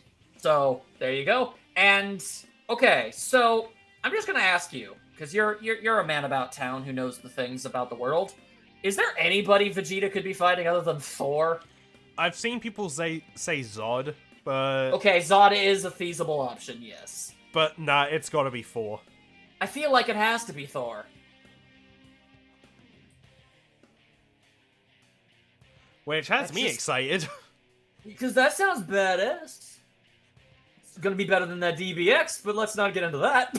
Also has the potential to be hilarious, depending on what they very- do. Like, I want to see Vegeta try and pick up Mjolnir. That... Yeah. Look. I know Vegeta's a good guy now, but he is not worthy. He is not worthy of the power of Thor. No. So, that seems pretty likely, if I'm being honest. Either just have it be on the ground and he tries to pick it up, or have Thor pin him under it. Yeah, whatever comes first. I'm cool with either. Also, just have Lanny as Vegeta. Of course he's gonna Like- come back. Oh, I know this isn't likely, but could you imagine if they had Chris Sabat voicing Thor? That would be hysterical. Wouldn't be the first time they've done something silly like that. So, hey, who knows? Oh, you'd have to really feel for Lanny then, because he's voicing Vegeta in something, but he's going up against Christopher Sabat. Yeah. Like, So, that's hey. gonna be like, what? Yeah, well, okay, this is something that's happening. Oh, boy. Strictly hypothetical, of course. Of course. I'm still totally down for them bringing back the guy who played Thor against Wonder Woman. Oh yeah, he was great too. Yeah. Me kill you to death. Yeah. This was brought up in a Death Battle cast when they were talking about Loki. The Thor did something where he like shook the 9 realms, so that's like 9 universes. Yes. How big did they say Dragon Ball's Universe 7 was? I don't remember off the top of my head, but I think more than 9. Yeah. Wasn't it like 12? No, they originally said 9, but then at most like 13. Oh, well there you go then. So, little connection there. Yeah. And look, regardless of how angry he would become if you said it, Vegeta is bare minimum equal to Goku. Yeah. So, I guess we'll see. As for who wins, I do not care. I do not neither. even care. Me neither, that just sounds cool. Yeah. Like, whatever, like, I could look into it and just like, who wins? I don't care. I just want it. Gimme. I just want this fight. Just gimme. I want to see Vegeta try and pick up Mjolnir and get progressively angrier, maybe go all the way up to Super Saiyan Blue. I just want to see Vegeta smack talk Thor. That sounds awesome. And, you know, with what they're doing, I've said this in my reaction, the direction they're going with Thor in the movies, starting with Ragnarok into, like, now. I feel like that tone fits this matchup perfectly. It really does. They've both come so far from their prideful days as the prince. Like, I cannot stress how bizarrely thematically fitting this fight match really is. It is absurd. Oh, man, I hope it's Yeah. good. So, hey ho, here you go. Assuming we get Vegeta and Thor and Jinx versus Harley Quinn, I am feeling pretty dope. How about you bring it up? Okay, so you might have noticed, of those 6 fights, 5 of them feature a comic book character. Man, I sure enjoyed the diversity of this season. Yeah. because it's looking like literally, like it looks like look, I don't know if Tanjiro versus Jonathan Joestar will be the premiere or not or anything, but assuming it is, and all of the ones that happen after that are the ones that were teased, that would be 5 Marvel and/or DC characters showing up in a row. Yeah. And that, it's like, okay, guys, we scaled it back. We showed restraint. With season 8, you know, we didn't have that many characters this time. But as you can tell, we have a serious backlog now, and we just gotta let this dam burst. Oof. Plus, admittedly, like, you know, Marvel in particular is, like, so in the public eye. It's like, you gotta take some advantage of that. Like, these people still have money to make, bills to pay, families to feed. Yeah, no, they gotta do what'll get them views. I completely understand that. And quite frankly, characters like Scarlet Witch and, you know, Thor and the like are so goddamn popular right now. It's just, it would be stupid not to. Yeah. Although, on that subject, I'm surprised they didn't include a Spider-Man character. We don't know the other 10 episodes of the season now, do we? True, I was just thinking, okay, because No Way Home came out, and it was awesome. Yes, it was. There's the sequel to the Insomniac game. Mm-hmm. And then there's Across the Spider-Verse. Yeah, so I mean, like, damn, man, either bring back Peter or throw in that Green Gobbo. Or Mysterio. Or Mysterio. I'll take Mysterio. You want to give me Mysterio Scarecrow? Hey, I won't complain. Same, honestly. Like, if you want to overload this season with comic book characters, as long as Mysterio vs. Scarecrow is in there, I don't mind. You throw that in there, you know, maybe I'll look the other way a little, you know? Maybe. Just a little bit. Also, sorry about the noises. I'm fiddling with a coin. Nah, that's fine. But, so, I sometimes fiddle with a tiny gamble shroud. There you go. I have a coin, you have a gun, we are equals. So, that's basically that. A grab bag of apathy and hype. Yeah, who knows what Season 9 will hold. Yeah. Will they finally give us Galactus versus Unicron after all this time? Probably when Galactus shows up in the MCU. That's likely what they're waiting for at this point. Yeah. Thanks to the Eternals basically quasically hinting at him, it's only a matter of time. Well, I don't know if it could be another couple years. I don't know if they hinted at Galactus specifically in that movie. I only well, saw no, it but once. he is a Celestial. Yeah, and the Celestials did show up. Yeah, so I mean, least, like, he's a couple. related.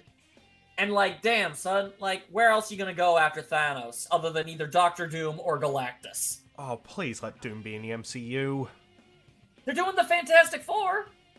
Okay, don't make him the villain in the first movie, please. No, here's what you do. Here's what you do. You know what they do for the first movie of Fantastic Four in the MCU? You know what villain they bust out? Super Skrull? Mole Man. Oh, all that, yeah. I remember him in that Fantastic Man. Four cartoon. Yes, give us the Mole Man. Do it, coward. You won't do it. You made Vulture and what's his face? Mysterio, cool. Electro too, but the point is, you made those losers cool. Make the Mole Man cool. You can do it. I believe in you. It's totally possible. Although, I mean, with the Skrull invasion thing happening, yeah, it's probably going to be Super Skrull. But anyway! I was just throwing that out there as a guess. I forgot about that. Yeah, I mean, it lines up really well. Yeah. But at bare minimum, just give the Fantastic Four a good movie. The bar is so low. The bar is so low. I think most people would just be happy if it's better than Fan 4 Stick. They did have 4 sticks, it's true. Dude, even the director wasn't happy with that movie. Of course he wasn't, it sucked! He said that right before it came out as well. Oh, damn. I was like, alright, everybody, the oof. movie's coming out soon. Full disclosure, I think it's crap. Have fun. Let's be real, everyone knew they only made that movie to keep the rights longer. Oh, absolutely.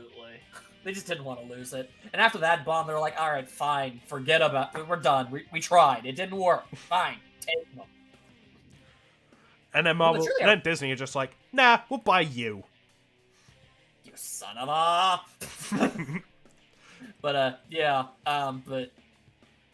low-ass bar. Low-ass bar. Yeah. But, yeah, so I guess that leaves us to our final point of business. Yep. So we decided how are we doing we would rank this season. Like Yes, from yes. least favorite to favorite. I did my own. Yes, Max yes. did his own. I did. Then I And then he did math. Yes, the dark power of maths. Yeah. So I decided, okay, instead of assigning like 16 to number 1 and 1 to number 16, I just decided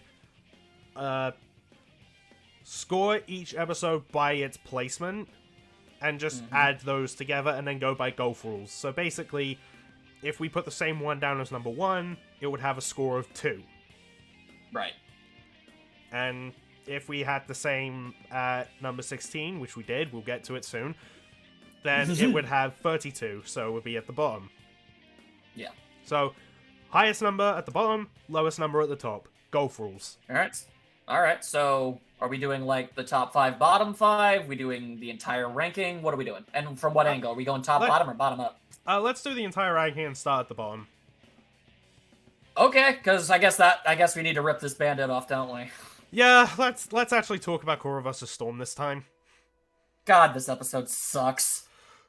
Man, like, okay, the fight is good. It's fine.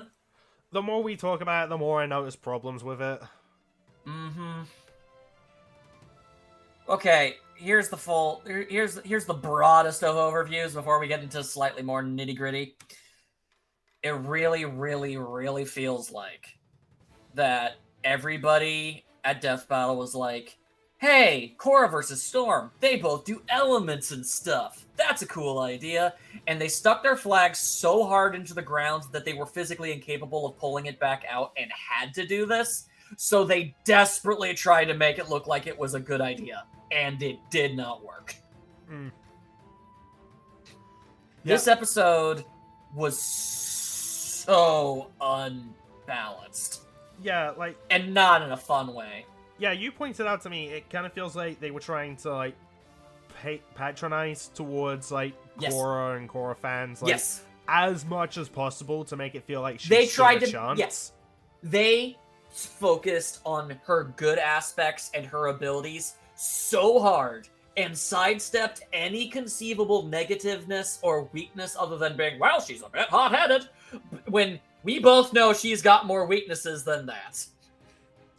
And it just felt like they were constantly doing, and they kept going, oh, and they were doing this queen thing, and it's just like, yeah, no, guys. I noticed this when I watched Red Runner's reaction in particular. It took me until then to notice this. So, the term queen shit is used a lot in this episode. It's in the description. Anytime someone posts about it, they use that quote. And it's, in Storm's analysis, actually, no. In Korra's analysis, they use it 3 times. Yes. In Storm's analysis, 0. They really wanted to play Korra up so badly. And it, to the point where, like, don't get me wrong, there are times where they try to play up the person who's going to lose. Yeah, like, for example, in Blake vs. Mikasa, when they brought up, oh, here's the, like, 4 times of TNT that Blake survived. They didn't go into anything else. I feel like that did it better. Yeah, with this one, it just seemed like they were trying so hard to make Korra sound powerful that it circled back around and makes you ask yourself, they're trying really hard, aren't they? And they were. Yeah, and despite all that, I timed it. You just need to watch about up until 1 minute 23 seconds of Storm's analysis to know that Korra is fucked. Yes. The instant they said, she can create a storm that covers the entire planet. Dead. Yeah, pretty much. Dead. Considering And it goes up from there, it's just like... It's like that Simpsons clip. Stop, she's already dead. And it gets so much worse than that. You don't understand. Because Storm is so out of Korra's league, their attempts at downplaying her don't work. Because her lowest end feats are still gargantuan leagues above Korra's best. Yeah. Oh, and I'm not usually the guy to comment on this, but there's a massive maths error in the end analysis. Is there? Yeah, so they're bringing up, oh, here's the, like, storm covering the earth feat, and here's the island shifting feat for Korra. Like, Right. The island feat is in the gigatons, and, hang on, let me get the exact, Sure, go for it. number, Korra versus Storm. I think it's, Go for it, like, go. I think it's the territory. Freaking ads, why do you ruin this? Ads! Let's be How fair, dare that's you me make? watching.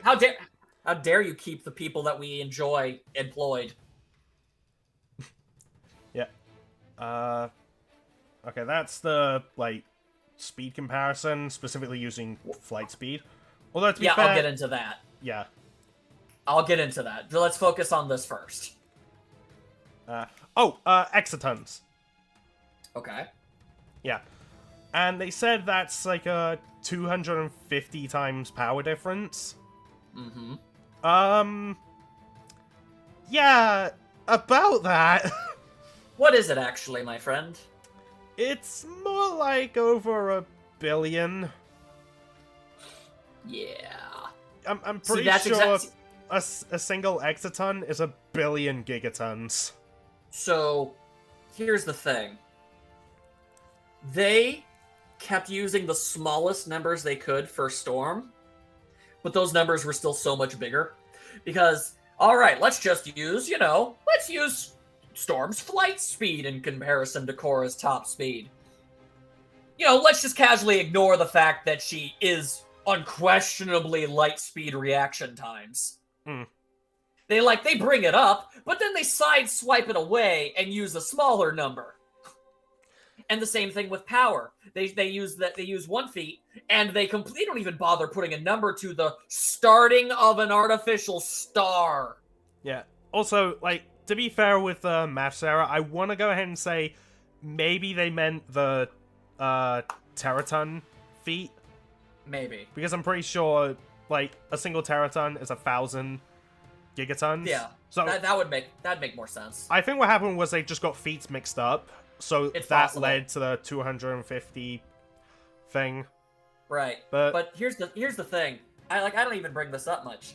But like, good lord, it shows so hard how much everybody and their grandmother knew how doomed Korra was. Like, that Death Battle prediction blog, literally everybody said, holy hell, this isn't even a contest. And in their advantages and disadvantages thing, Korra had basically nothing. yeah, it's like She can use water to heal herself. That was about it. I remember someone saying, you know how in Flash vs. Quicksilver they gave Quicksilver the edge of combat training? Yeah, Korra has even less. Yeah, she doesn't even have that. Storm is so massively stronger, faster, more experienced, more versatile, higher intelligence, better hand-to-hand skill. She has every advantage. She could have fought 100 Korras and won. Also, like... Okay, so on the commentary, they were talking about like how great Korra was and how in Legend of Korra... Yeah, no, even in the commentary, they she kept can- doing that. she can, like, carry the entire show just by herself, rather than Last Airbender, where it's, like, the ensemble. I didn't really feel that conveyed in Korra's analysis. No. I didn't either. Also, I watched all of Korra leading up to this, kind of hoping that it would be Korra versus Rey. I watched Force Awakens again, was getting excited, thinking, there's all this stuff they could do. Yeah, it could be cool. Storm. And I just want to throw this out here, okay? And I feel like I made it abundantly clear how much I love this show. I have a long history with the show. I'll continue to support the show till the day it's over. Yeah, same. What the hell are they talking about? They didn't want to do Korra versus Rey to avoid toxicity. Your death battle! Yeah, know what? That's a fantastic point. Your death battle! Every episode you've ever made inspires legions of toxicity people running around with their debunked videos and their vitriol and their yelling in the comments. And, oh, sorry, no, see, what we really wanted to do was focus on how great these characters are, and we didn't want to bring in all this negativity. You could have still done that! You could have treated Rey just as kindly as you did Korra. You didn't have to insult and slander her either. The comment section are just going to do what the comment section always do. I remember the comment section of Steven versus Star. You think that was totally squeaky clean? It wasn't. Yeah, also, like, have you seen what people act like when an RT character gets in? You did the... Oh, okay. Okay. Oh my god. Yes. There are people who automatically will call any episode that has a Rooster Teeth character in it the single worst episode of the season, without question, because they hate Rooster Teeth shows that much. Yeah. Like, and you still willingly choose to not only continue to use them, you sometimes have them fight each other. And you're trying to avoid negativity and toxicity. yeah, and also, I remember there being a bunch of, like, controversy for Meta versus Carolina. Because of something Ben said on the, like, G1 forums, I think it was. Oh, yeah? Yeah, it was... Although, to be fair, I think he was under, like, a lot of stress, what with the transition and other stuff going on. So, oh, yes, absolutely. like, whatever. But people weren't happy with a same series, like, Red vs. Blue fight. A lot of people were just like, well, why not have Carolina fight Pura? Like, that sort of thing. Yeah. Why? And coin. Why do the same thing again? I don't know. But they did. I mean, don't be wrong. Red versus Blue. They did Red versus Blue. Don't get me wrong. I still love both those episodes. Oh yeah, no, I love those episodes too. But my point is, I don't understand the logic. It just comes off more as we really stuck our flag into the idea of Korra versus Storm, and we refuse to relent on it. It's like, we think this episode is a great idea, and we're not going to change our minds. Also, the fight was fine. It was fine. That scene in why the were there fog two? was Why? cool. Why were there two cars? Yeah, that was weird. I get it. She needed something to metal bend. Why were there two? At best, she drove one. Realistically, she drove neither because why would she? She can fly. Why were there cars on an iceberg? I don't know.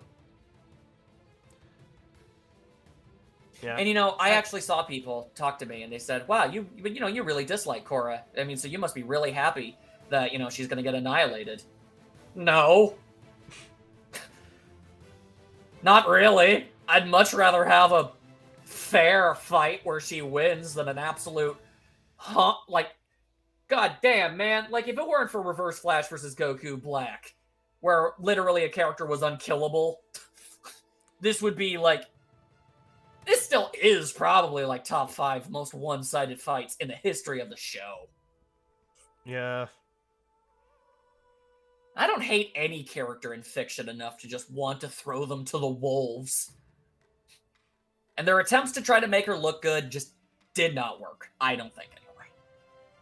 I didn't like this episode. Yeah, for those who don't get what we did earlier, this was just so we could only talk about the episode once. Yeah. Because with the end of this sentence, I'm done thinking about this episode. Alright, so that's honestly... Yeah, I think it's poetic that we just saved it for our ranking to say it's our least favorite of this season. And I just want to point out, hilariously, third from the last episode, it's in the exact same spot as Batgirl vs. Spider-Gwen was. Yeah. Another terrible episode. I just think that's funny. It is. It legitimately is. But anyway, we're not going to be giving the ultra super duper play-by-play like that for all of them. That was just because we hadn't talked about it yet. Yeah. Okay, so moving on and going back to a couple. Number 15 is Batman vs. Iron Man. Mm-hmm. Honestly, I feel like it would have been higher if it just wasn't like Batman's 4th episode, and the fact that I was bored throughout Batman's analysis, and I say one of the worst things that Death Battle can do is bore me. Yeah. That's why it's this low. If an episode ever makes me just, sit back and just like, all right, eventually it'll get to a good point. It's just not a good sign. Yeah. Fight was still good though. Absolutely. Yeah. Number 14. Macho Man versus Kool-Aid Man. A good episode that just had some issues. Yeah. It could have been more than it was. I feel like they should have gone even more ham. Oh, yeah, definitely. And not interrupt the fight for the sake of more analysis. Yeah, just do all of the analysis and then just have the straight fight go the entire way. To be fair, I think this fight shows that that doesn't work, so they might not do it in the future. Yeah. But hey, if they want to keep doing nonsense fights of this level, they're more than welcome to do so. Because, again, when that fight was going, it was fun. Yeah. Alright, so, next. Lex versus Doom. Hey, what if we had the guy who lost to Iron Man fight a guy stronger than Iron Man? I mean, to be fair, Lex has gotten stronger since then, but it was not enough. No, it wasn't. Oh, I do want to comment on something. After this episode, I was thinking, maybe Lex could beat Tony now. After seeing Batman vs. Iron Man, no. Nope. It's like, when that one came out, you're like, oh, well, Lex has definitely gotten a whole lot stronger. Maybe he can match Tony now. Oh, wait, nope, Tony got stronger too. Yeah. If anything, I feel like the power gap might have even widened more. Yeah, but also, damn, that kill move. Okay, no. If nothing else, that kill shot. Yeah. All right. Number 12. Akuma versus Shao Kahn. Why was it so jank?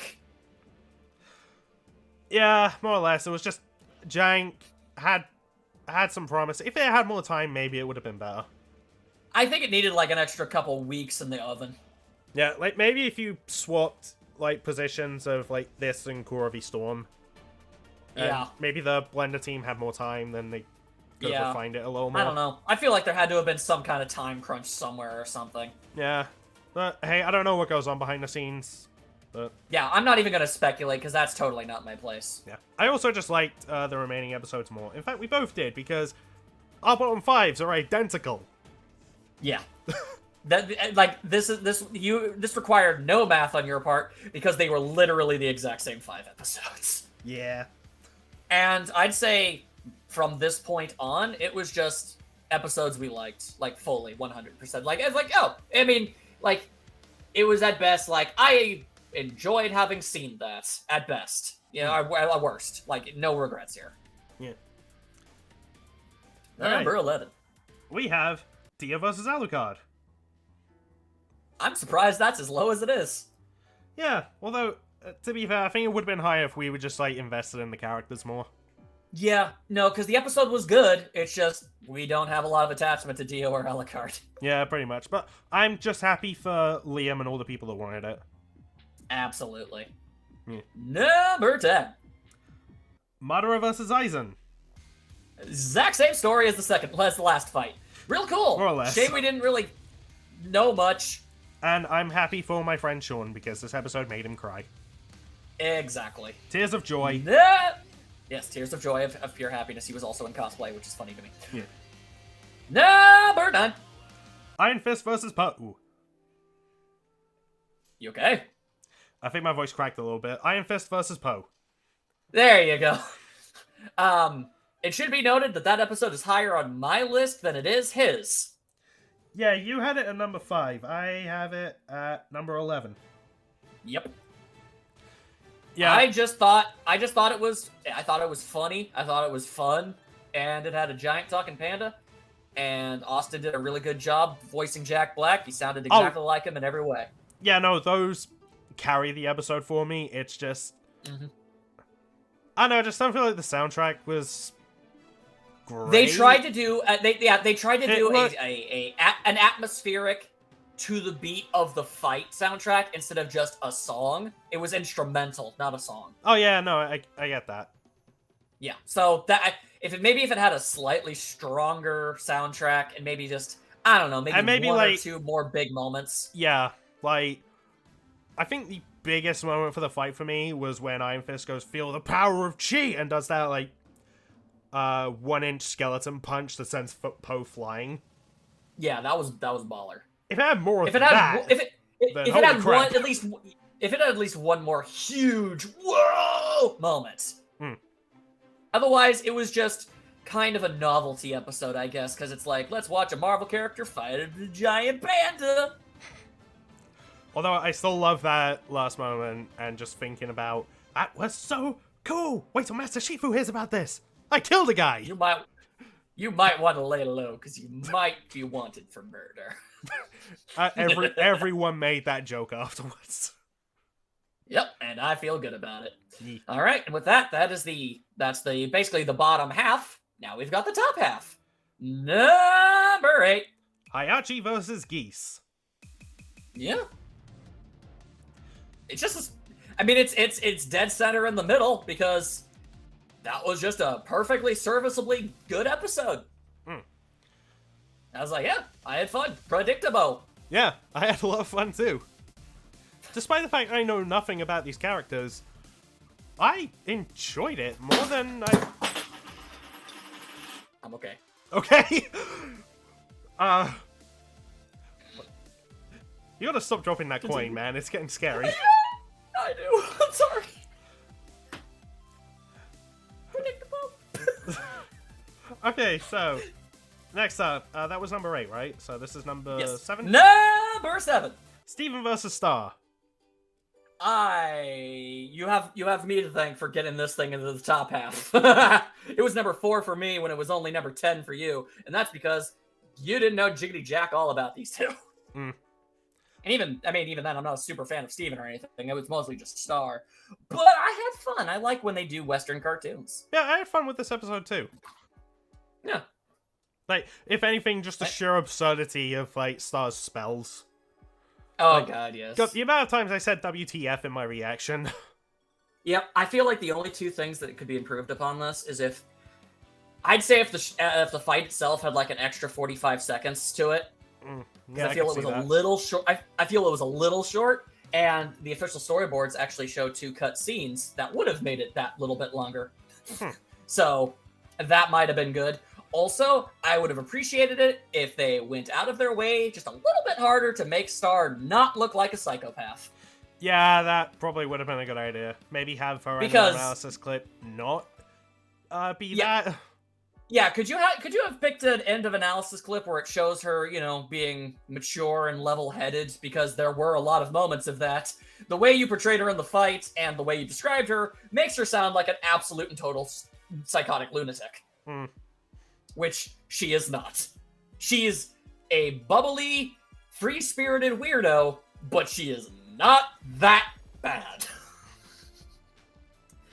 Anyway, I enjoyed it still, regardless. Yeah, me too. Number 6. Actually, we have number 6 and 5 are tied. Nani? Those being Yoda versus King Mickey and Shadow versus Ryuko. There you go. Damn, this season started strong. It really freaking did, dude. Oh, man. So, honestly, it's kind of crazy that these two would be so close because, like, they were the 2 episodes that I kept, like, whenever God damn it, I'm just gonna stop playing with the coin. Okay, so basically, these are the 2 episodes that I constantly kept comparing in my head, because it's like, man, those were both really solid episodes. Which one was better? And as it turns out, neither of us could actually tell you. Yeah. I mean, officially speaking, Yoda King Mickey was 3 for you. Shadow of Ryuko was 2 for you. Yeah. Whereas for me, Yeah, you had Shadow vs. Ryuko at number 9 and Yoda vs. King Mickey at number 8. yeah, and that's what caused the tie. Yeah. So I guess technically you consider Shadow versus Ryoko to be just that little bit better, whereas I consider Yoda versus King Mickey just that little bit better. Yeah. So. And they were both good episodes. Hella solid. Yeah, we've got the best season opener since Dante vs. Bayonetta. And, for me at least, one of the most cathartic ends to a fight ever. Yeah, Shadow's been through a lot. Yeah, Even though I think Ryoko is really, really cool. And yes, I know, the universe conspired against me to make me look like an idiot in my reaction when I said that. Also, she's real cute. Anyway, shame she had to go out that way, and it's a shame the Shadow had to kill his waifu.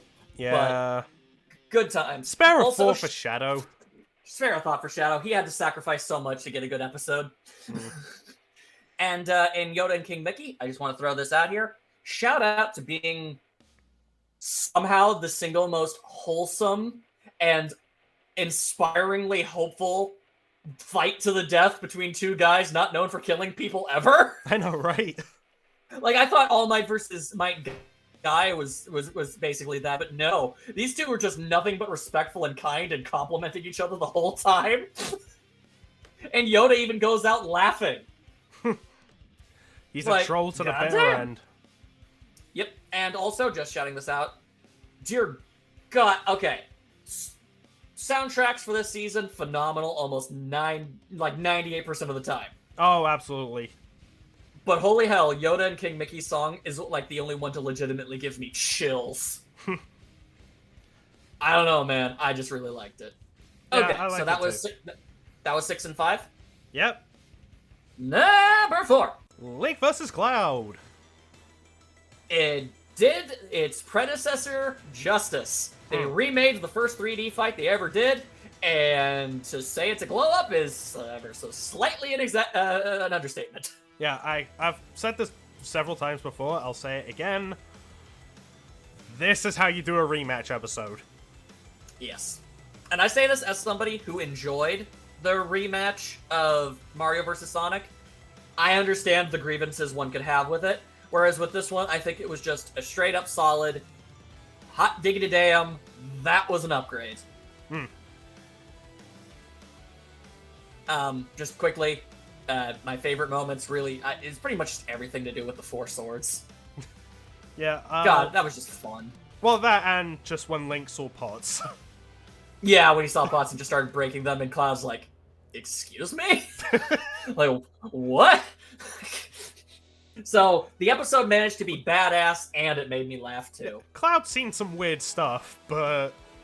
He's never gotten into a fight with a swordsman like this and had them stop mid-fight to break pottery.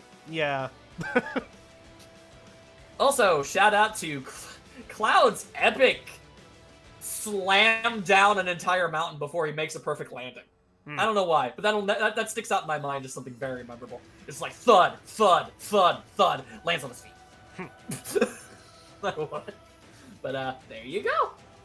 And with that, we've got the top 3. Yep. And not Starting a lot of with- people are going to be surprised. Number 3. Saitama vs. Popeye.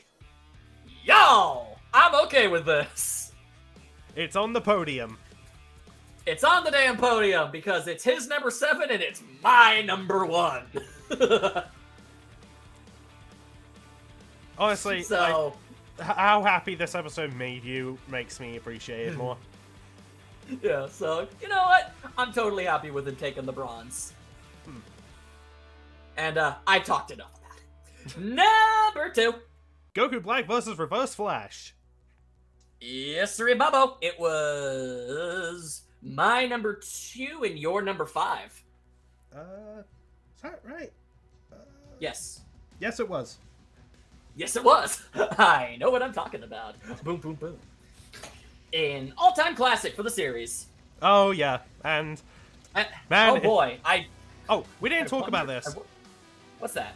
Dragon Ball was on a 5-year plus winning streak, starting with It was. Hercule vs. Dan. Yep. And And anytime it they ended. win, they won. Yep. And what was the end of that streak? What happened? Goku's When a body Goku- dying to a DC character. Goku losing to a DC character. Oof. It's poetic. It's beautiful. It rhymes. And what's even more hilarious, DC was on a bit of a losing streak recently, because after They were. Wally West versus Archie Sonic, they've lost every fight. Yep. So it's like Dragon Ball versus DC is the great equalizing force of the universe that brings everything back to balance. Apparently. It's so crazy, ain't it? Yeah. But as if it were a shock to literally anybody under the sun, your number 1 and my number 3. Number 1. Blake versus Mikasa. Shocking! And I didn't expect it to be number 1 on our combined ranking. I thought with how much you liked Goku Black vs. Reverse Flash and then Saitama v Popeye. I'm still surprised it got this high. And yet, there it is. Blake's at the top. She's got the gold medal. Yay, that's what the thumbnail is about. Yeah, there you go. I feel like So people are gonna much look at fun. that be like, what? But then as soon as like Saitama v Popeye is number 3, it's just like, oh, I get it. Yeah, okay, now it all makes sense. Alright. So, straight up. I okay, freaking so, love this episode so much. I know. Oh, dang. Shock. Surprise. Awe. Amazement. The guys with the Ruby podcast have the Ruby episode at the top of the list. What a shock, even though it was third on your list. It was, but hey, don't make it sound like I disliked this episode. It was still number 3, and I still loved it a lot. I just feel like there were maybe 2 things they could have improved upon. But who the hell cares? But you But get who the hell that with cares every what episode, let's be real. Yeah, but who the hell cares what I think? This was you. This was for you. Yeah, okay, it's like, where do I start with how much I love this episode? Just, You've gone on. You've said a lot. yeah, like with just how great these two look. That final shot with Blake, I want to get that printed, signed by Aaron Zek and as many people who worked on the episode as possible. I'm going to RTX. I will make it happen. He's a man on a mission. I'll walk around with that print, with that smirk of Blake's that just screams, yeah, bring it, bitch. While she's Because missing an arm. She don't need an arm. It's either that or I want to see fan art of just like Blake covered with blood, surrounded by dead evaporating titans, and she's just screaming at the sky. Like, that would look so cool. And then, like, I haven't talked about this on a video, but I got a message from Brandon because look, you know I printed out the track cover for Titanic Shadows, the track I had commissioned. Yes, you did. I did the same thing for Thunder Shroud, because it's the official one, why not? Hell yeah. And he reached out to me asking if he could sign them. That's pretty baller. And, like, what? That's not even getting into the fact that this episode was so ubiquitously well known in the community as the episode your only mate desperately wanted. To the point where multitudes of people brought you up over it. Yep. Even the become- themselves. But you became, because you're such a goddamn legend. The show themselves were like, damn, that guy is a fan. If He anything, wanted this because episode. I made a cake. You made a cake. They gave you shirts and they mentioned you in the commentary. Yeah, okay. I didn't talk about this on our discussion because I don't think it happened at the time, or I just was waiting for the actual thing to arrive first. But I was about to go to bed. I couldn't really sleep too well. And then my Twitter goes off. It's a message from Sean Hines. Asking, hey, can you DM me? And I'm just like, what is about to happen? Excuse-moi? And we get into a talk, and he tells me that Rooster Teeth wants to send me free merch because of how into this episode I was. I'll put a pic of the 4 shirts slate on screen. Yeah, they just gave you a boatload of Blake stuff and some Death Battle stuff too, but Blake was featured. Yeah, 2 Blake shirts, 2 Death Battle shirts. Yeah. Because you're just that cool of a dude. He's King Cool Dude, guys. I keep telling people, I have the coolest friends in the world. This just helps prove it. And, you know, it's become more than just, like, a Death Battle to me, because I have, like, this little rule with media. I've mentioned it before in our Ruby discussions. If it can make me laugh, hype, and cry, then it is something special. Like, Avengers Endgame did it. Spider-Man No Way Home did it. Just throwing it out there. Go and see that movie. It's great. Oh, absolutely. Ruby's done it. Attack on Titan has done it. Like, so many others have done it too. Oh, yeah. This was the first Death Battle to make me do all 3. Yep. This episode is to you what Ratchet and Clank versus Jack and Daxter was for me. Not only is the episode something that you personally wanted forever, whether people realize it or not, it is intrinsically linked to you as a person. Flat out, it just is. Yeah. Bare minimum, you made the soundtrack better because you gave Brandon the experience beforehand with your commission track. I saw like a bunch of comments, like joke about that. Like someone saying, "Okay, Brandon, after doing a commission for Blake vs. Mikasa, all right, guys, what Death Battle tracks do you want me to do? Blake vs. Mikasa." Excuse me, but what? Nani? And there you go. So no matter how anybody looks at it, that is your Only Mates episode. Ain't nothing taking that away. It's gonna remain my absolute favorite in the series for a long-ass time. Yeah, it's gonna take something exceptionally good to ever unseat that from number 1, I imagine. Or it's just gonna be permanently number 1. It very likely could be. Yeah. And I feel like I can say I'm happy that even though technically she had to, fight a waifu to do so, at the end of the day, your number 1 waifu of all time won a death battle, and that's pretty great. Yeah. And I'm very happy that happened. Thanks. No problem. This has been a phenomenally interesting season, to say the bare minimum, with incredible high highs and some truly baffling lows. Yeah, I mean, you've seen the Hall of Fame I made. Yeah, what the friggin' hell was this season? When the first guy in is Mickey Mouse, I don't know, man. Yeah, I feel like you're just making a statement that this is gonna be a trip. Admittedly, I was quite annoyed, because I was saving that entire right side for Galactus or Unicron. You left like a giant 20% of the entire thing open so you could throw in one of those dudes, and you had to rearrange them. Yeah, because it was Saitama versus Popeye, and I was like, well, I know Popeye's gonna win, so let's rearrange it, put on a Popeye image. He's got the spinach. That works. Either you had to rearrange it, or Popeye was just gonna be freaking gigantic.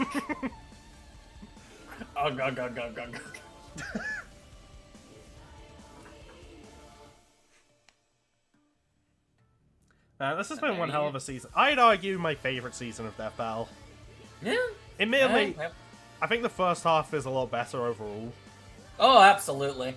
I'd say the second half of Death Battle had 2 phenomenally good episodes, a couple goods, and more than a few. Okay. Whereas I feel like the first half, I feel like the only maybe one you could, I feel like maybe just Lex and Doom was like, eh. Everything else was, ooh, bare minimum.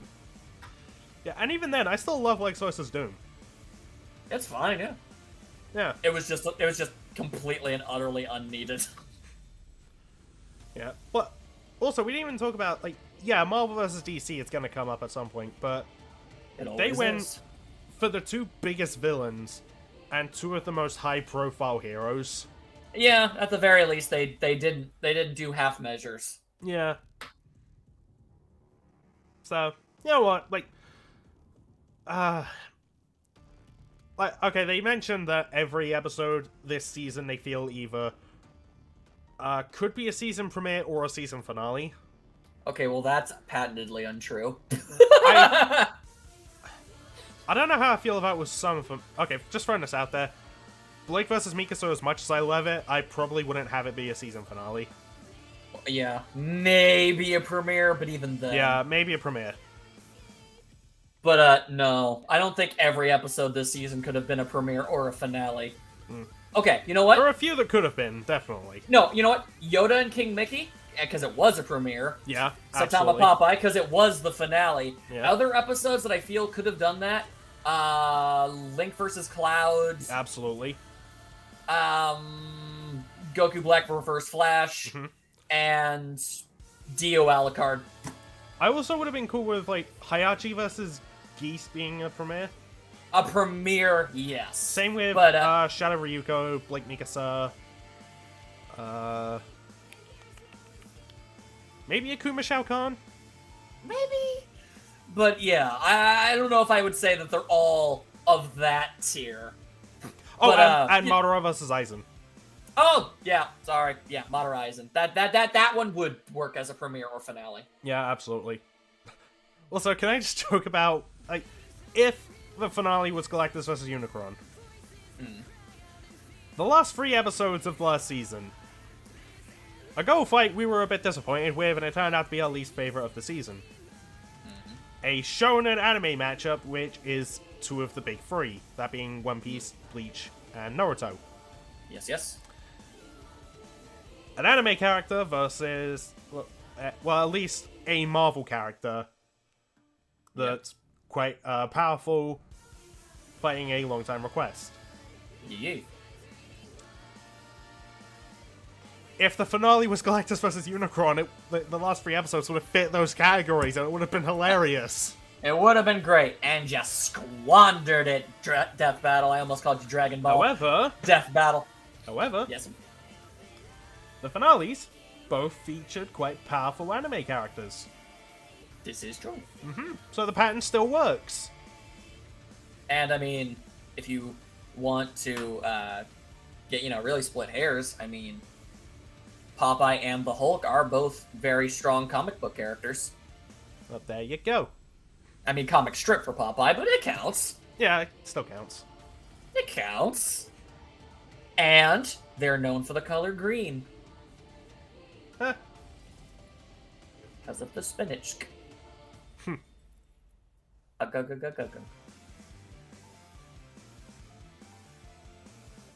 This has been at least 2.5 hours, hasn't it? I know. We are the windiest of bags.